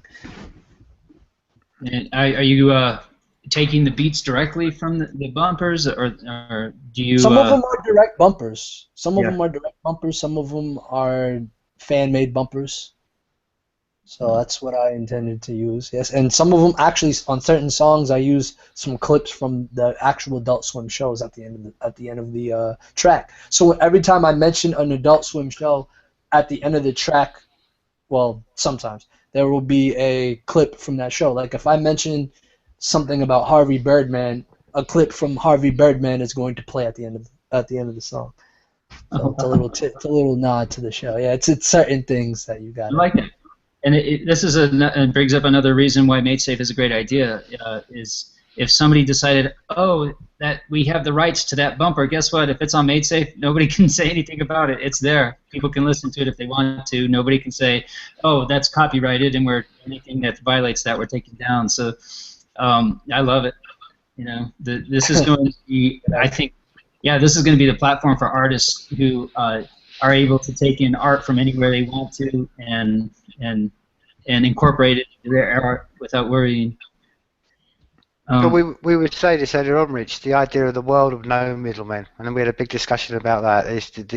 That's we were saying it's a terrible thing, really. I mean, one of the things I was going to ask I didn't really get around to it because we got kind of balls deep into the world and stuff. But what's the connection between Envy, Fresh, and Swim then? Because what I mean, it's obviously on your Twitter feed you got Swim and that shit. Yeah. I mean, what's all that about? Where's the connection? Well, Swim, it's basically self-promotion. I was working on this as soon as I got done with Bucket Nights because I don't know why. Like, that's a problem I have. Like, towards the end of Bucket Nights, I was already getting into that mode. Like, all right, I'm watching the Adult Swim shows. I'm listening to the bumpers. I'm listening to the ads. I'm like, all right, it's time to get into that mindset. Because it's not just like, when you work on the tape, you're working on a whole lot of songs with no promotion. You're just stashing them. So it's a mindset when you get into it. So when you get into that mindset, that concept for it, you're like, all right, straight tunnel vision. You're only working around what I got. And these kinds of beats, you're going to have to put more emphasis on the lyrics. So I try to, think of things that are outside the box of what I would usually rap about. And that's why it's not even just listening to the beats. It's more of listening to lyrical music and that kind of style in general. So when you listen to that, you just, all right, boom, that's in my mood. That just turned on the switch in my brain. And when I listen, and when I did that, I'm like, all right, cool. So when I put Swim as my name, I'm just using that as self-promotion. That's why my IV on Twitter was the Swim mixtape cover. My header, the Done Is Your Enemy, was a bump that was used by Adult Swim to transition into Cartoon Network. Okay. Yes. So it's just the little things. You gotta use your brain, use some research, and do some things like that. I didn't realise that, man. I didn't because obviously I've not really even seen the adult sort of swim stuff. That's an interesting kind of connection, that, man. I was gonna mention earlier on. We got distracted with a bit of our conversation. But what would you say the most important day of your life is, man? Because you mentioned earlier on about there's been certain events in your life. But what would you say the most important day of your life so far has been? So far. Unless you can see into the future, man. I was gonna say because the most important day in my life hasn't happened yet, but. Good answer. Right now, I'd probably have to say when I started taking it serious. At least when it comes to my music. Of course, besides that's the day I graduated high school, but right now I'd probably have to be all right. Took that. It's time I take it serious. So that's probably the time that really said, all right, that's important. And have you got a song of all the ones you've done on the bucket list and what you've just done generally that you're most proud of? That I'm proud of? Proud of? I'd say the song I'm most proud of is a single off of Swim, which is Let's Get Lit. I think that's the song I'm most proud of. Right now, that's probably the song I'm most proud of. And what particular, I mean, again, because we mentioned before that, we were talking earlier, we're going to finish the podcast on that, Jim. What is it particularly about that song, that track that you like, and what are you trying to get across in the lyrics? What's your thought process? It's a party song, but it's not necessarily a party song stereotypically. There's there's punchlines in it. There's actual lyricism involved, and yet you can not only can you bump it in a whip, you can vibe at a party. It's a whole entirely different. It's literally a lyrical banger, and you have to listen to it to understand what I'm talking about. But I like that, the mixing was good, the flow was on point, the lyrics are straight, like the beat was perfect because not a lot of people know the beat, so it's just the little things like that's something I'm proud of. That's why I'm pushing that song heavy. It wasn't going to be the song that, oh, okay, this is cool, I needed a single. Those two other songs, like I noticed you linked Children of the Atom. I did that, and I uploaded that a long time ago because I just wanted to test out the copyright on SoundCloud. That's why another song I uploaded. Yeah, because hey, it's BS. Like the song I uploaded, Coast to Coast, right? The song I uploaded, Coast to Coast, it has a clip from Space Ghost Coast to Coast, an Adult Swim show, and I wanted to test the copyright. So, all right, cool, do that. Then I uploaded that song, Children of the Atom, because I don't know if you ever heard of this artist, Flying Lotus. He has an alter ego called Captain Murphy. He made a mixtape called Duality. Has about 20 some odd tracks on it. Although he did release the beat on it, so I rapped on that, and I was kind of paying homage to his style with the deep voice and the voice changes and whatnot. That's what I was going for. That, and it was to basically describe that's a part of me. A part of me is this. The first part, no voice changing or nothing, and then there's a second part of me, not really an alter ego exactly, but just how I feel, and that's why I added the voices and whatnot, like all that. So it was basically just paying homage, but I did that for copyright as well. So basically, that's why I did that. But, and did you get any blowback for the copyright for SoundCloud? No copyright. Yeah. There was only one song I had blowback from, and I don't know why, because the beat that I downloaded from it had the download link and everything, so I don't know what that was all about. Well, that's interesting. It's interesting you say that because, like I said, I mean, when we've had musicians and rappers and etc. on this, I always tend to, like I say, finish the podcast with one of their tunes, and I've had a few recently where, I always, like I did with you, and this, you can testify this to you. I asked you beforehand, and which tune, and I usually get like someone like yourself to choose what tune they want, and I ask your permission and stuff. But I've had them recently on YouTube where people are saying, they've basically put flagged me up, and I've got some, bot somewhere, Autobot, telling me that, they want to take me into a tribunal and for playing copyright material, even though I know the bands who are playing it. So it's interesting that SoundCloud didn't come like that. So it's obviously SoundCloud are a bit more lax than YouTube, because I know YouTube are on it.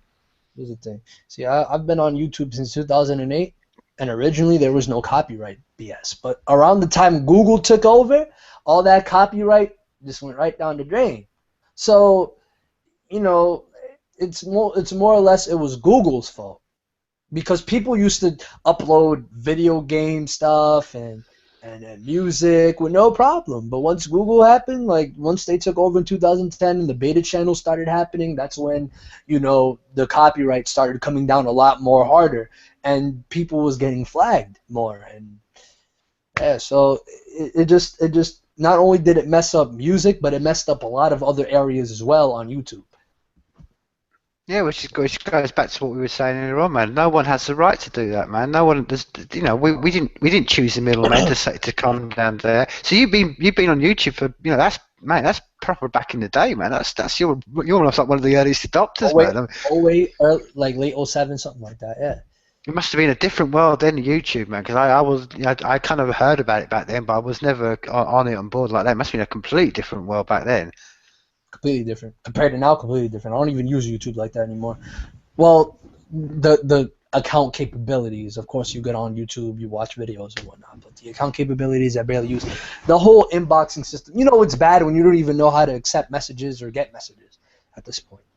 So, YouTube is completely different situation. But man, wasn't it back in the day then? Or am I correct in thinking that you could only put a 10-minute maximum video out? Was that? Yeah. Am I correct in that? Yeah, if you weren't a partner, you could only put up 10. Then 2010 they made it to 15, and then recently they just made it where you can upload a video as long as you want. You just have to enable it. Yeah.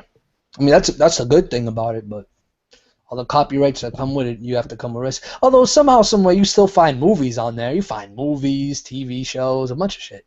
I don't know how, but it's on there.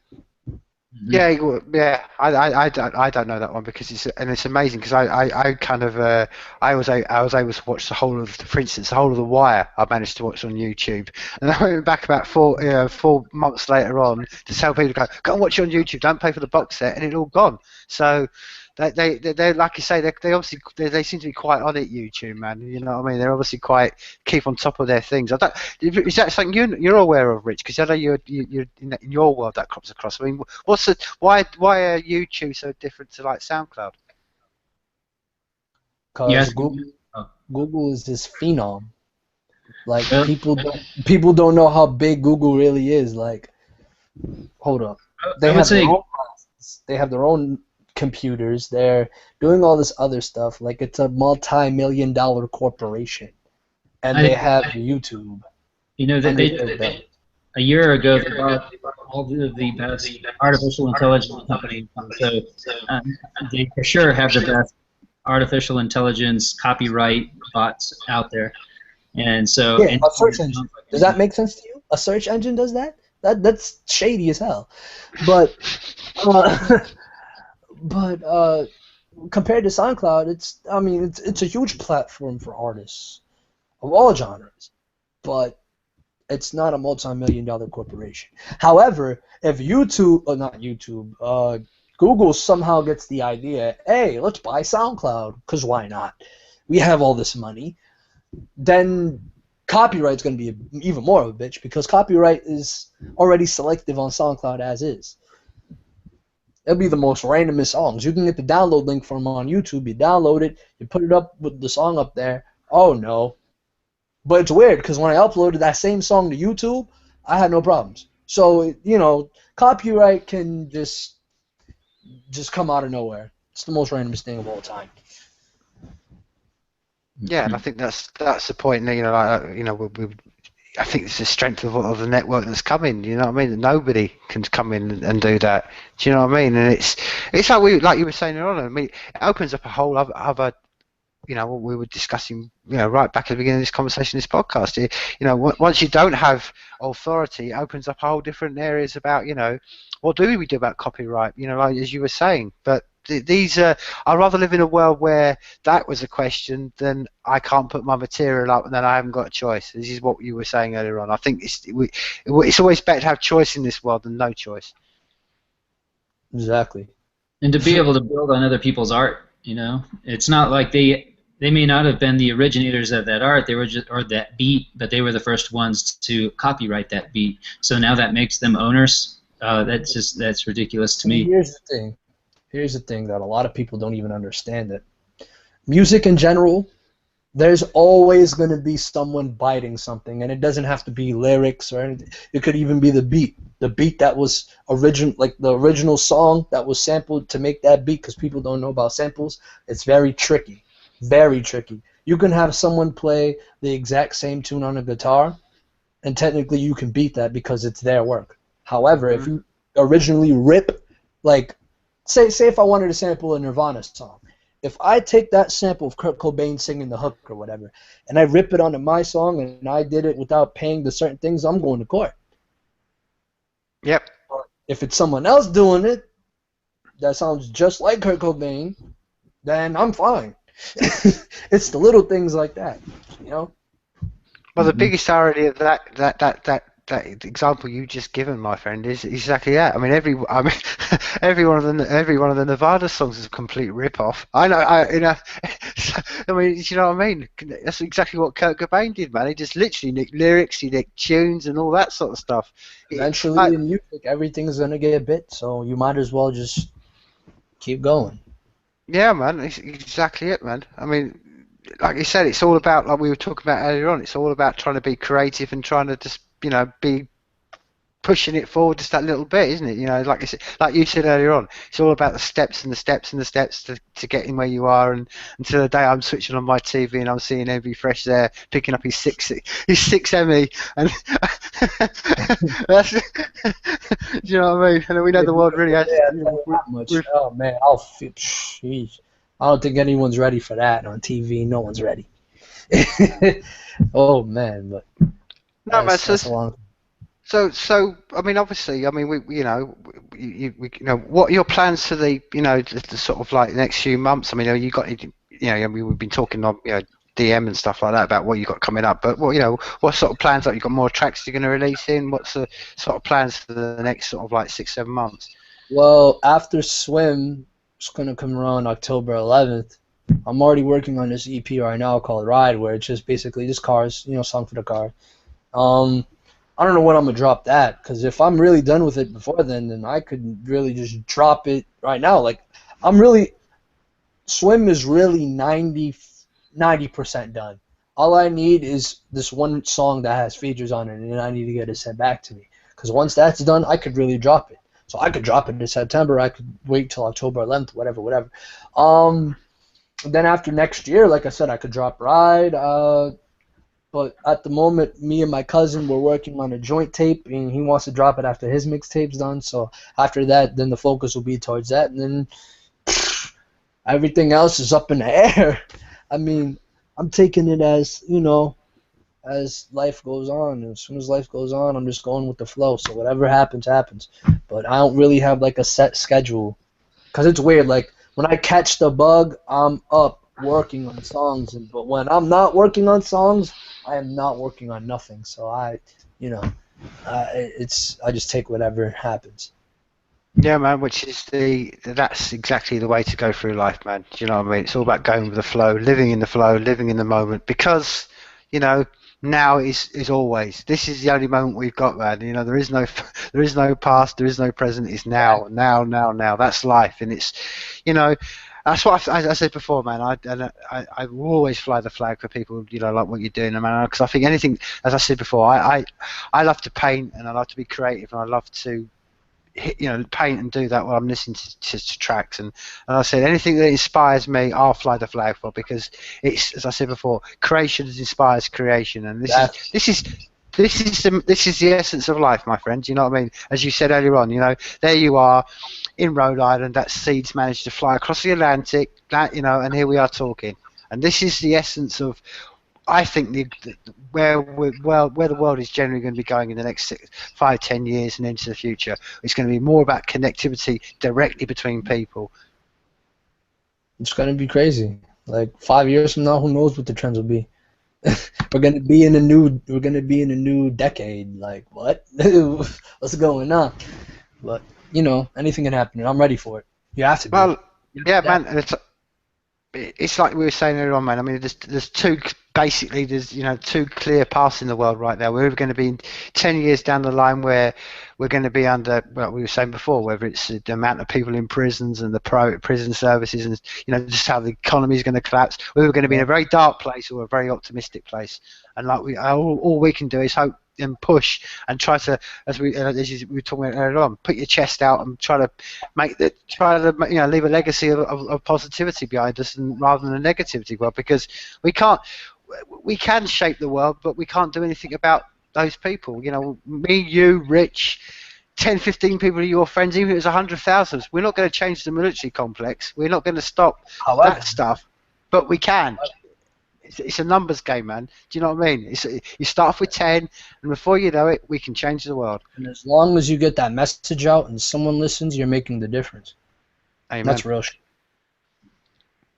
That's exactly it, my friend. That's exactly what we've all got in common. We all try to fly the flag. That's all we try to do, and just try to, like you said earlier on, try to be positive in this world, because, man, we're surrounded by enough negativity. So there's needs a few of us to stay positive. I heard somebody quoting Buckminster Fuller the other day, and I thought it was really great. I don't remember the quote verbatim, but basically it's you don't try to overthrow a system, you create a better system and just ignore the old one. Exactly. That's really what makes it about. Yeah. because violence will only bring upon more violence. So Yep. you can catch, a way where you can do it, and people will mess with the movement. Right on.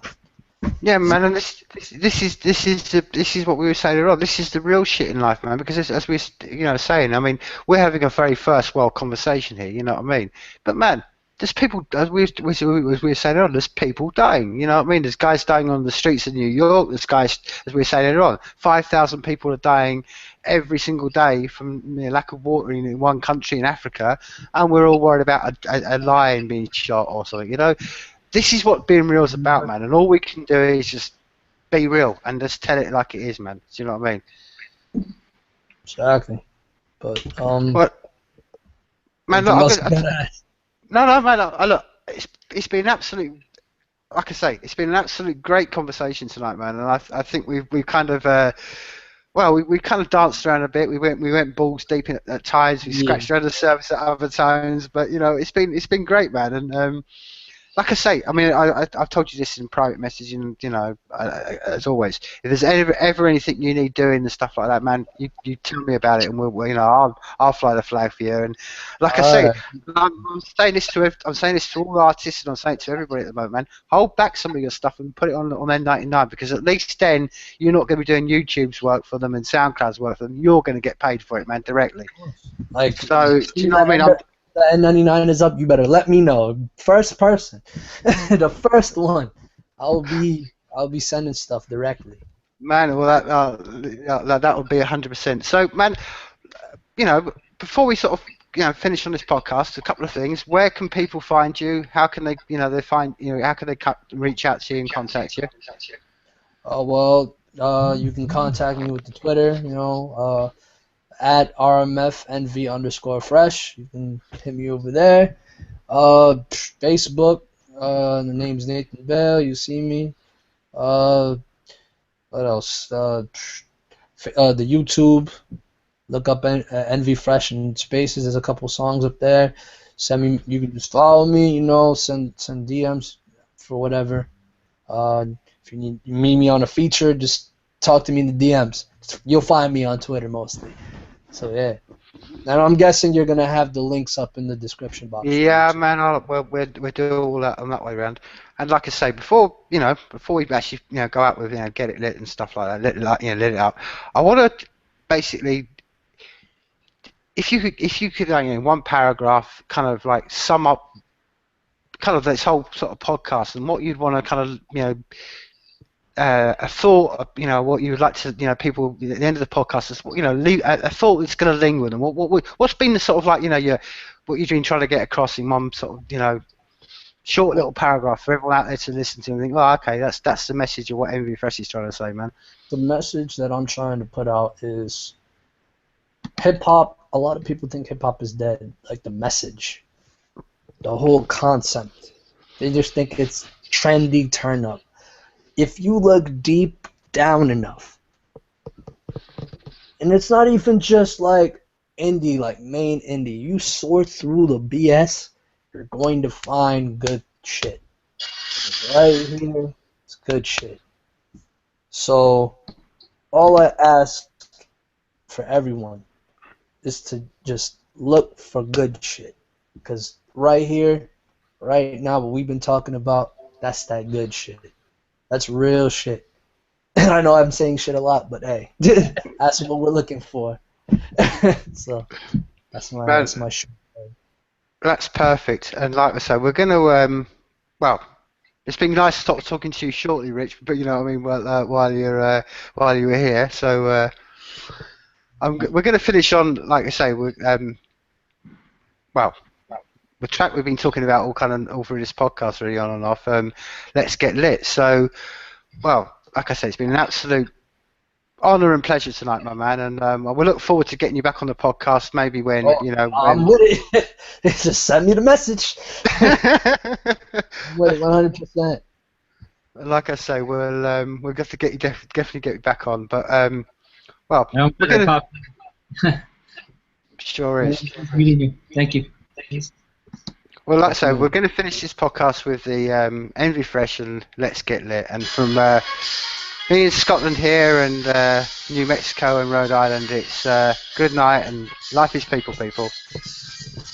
Hey, cut that in, what up, hey, roll that up, let's get lit, what up, y'all swears, ain't that some shit, what up, let's get lit, what up, let's get lit, what up, hey, cut that in, what up, hey, roll that up, let's get lit, what up, y'all squares. Ain't that some shit? What up? That's some shit. What up? That's some shit. Hey, niggas tryna get fucked up today. Tryna go to this steady player that's some new J's. So fuck some niggas back at them, but the new set. Tryna fuck with some bitches that go to it. Shit, and I smoking, nope. That funky, both. Let me know what y'all niggas be all from. Bitches see my D and they was starstruck. But I'm trying to sample everything. That's a potluck. Niggas came up, can't be no wallflower. I got to mix that honey straight with the sour. You only live once, but I'm making this forever. It's like this night just keeps getting better. However, I'ma still spit that real shit. I made this melody so y'all can feel this. Hey, cut that kid, what? Hey, roll that up, let's get lit. What? Y'all squares. Hey, that's some shit. What? Let's get lit. What? Let's get lit. What? Hey, cut that kid. What? Hey, roll that up, let's get lit. What? Y'all squares. Hey, that's some shit. What? That's some shit. What? That's some shit.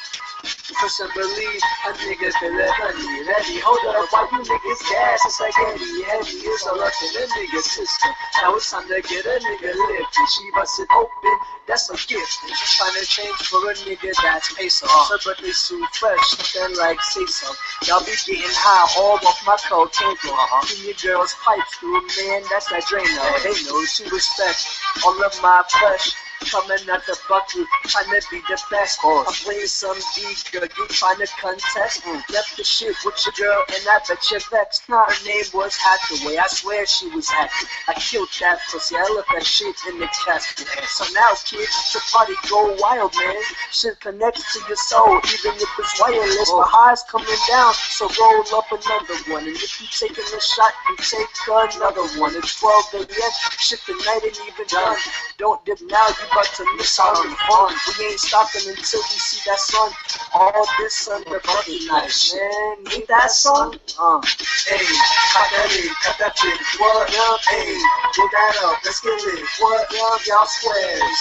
Ain't that some shit? What up? Let's get lit. What up? Let's get lit. What up? Hey, cut that shit. What up? Hey, roll that up. Let's get lit. What up, y'all squares? Ain't that some shit? What up? That's some shit. What up? That's some shit. What? Hey, cut that shit. What up? Hey, roll that up. Let's get lit. What up, y'all squares?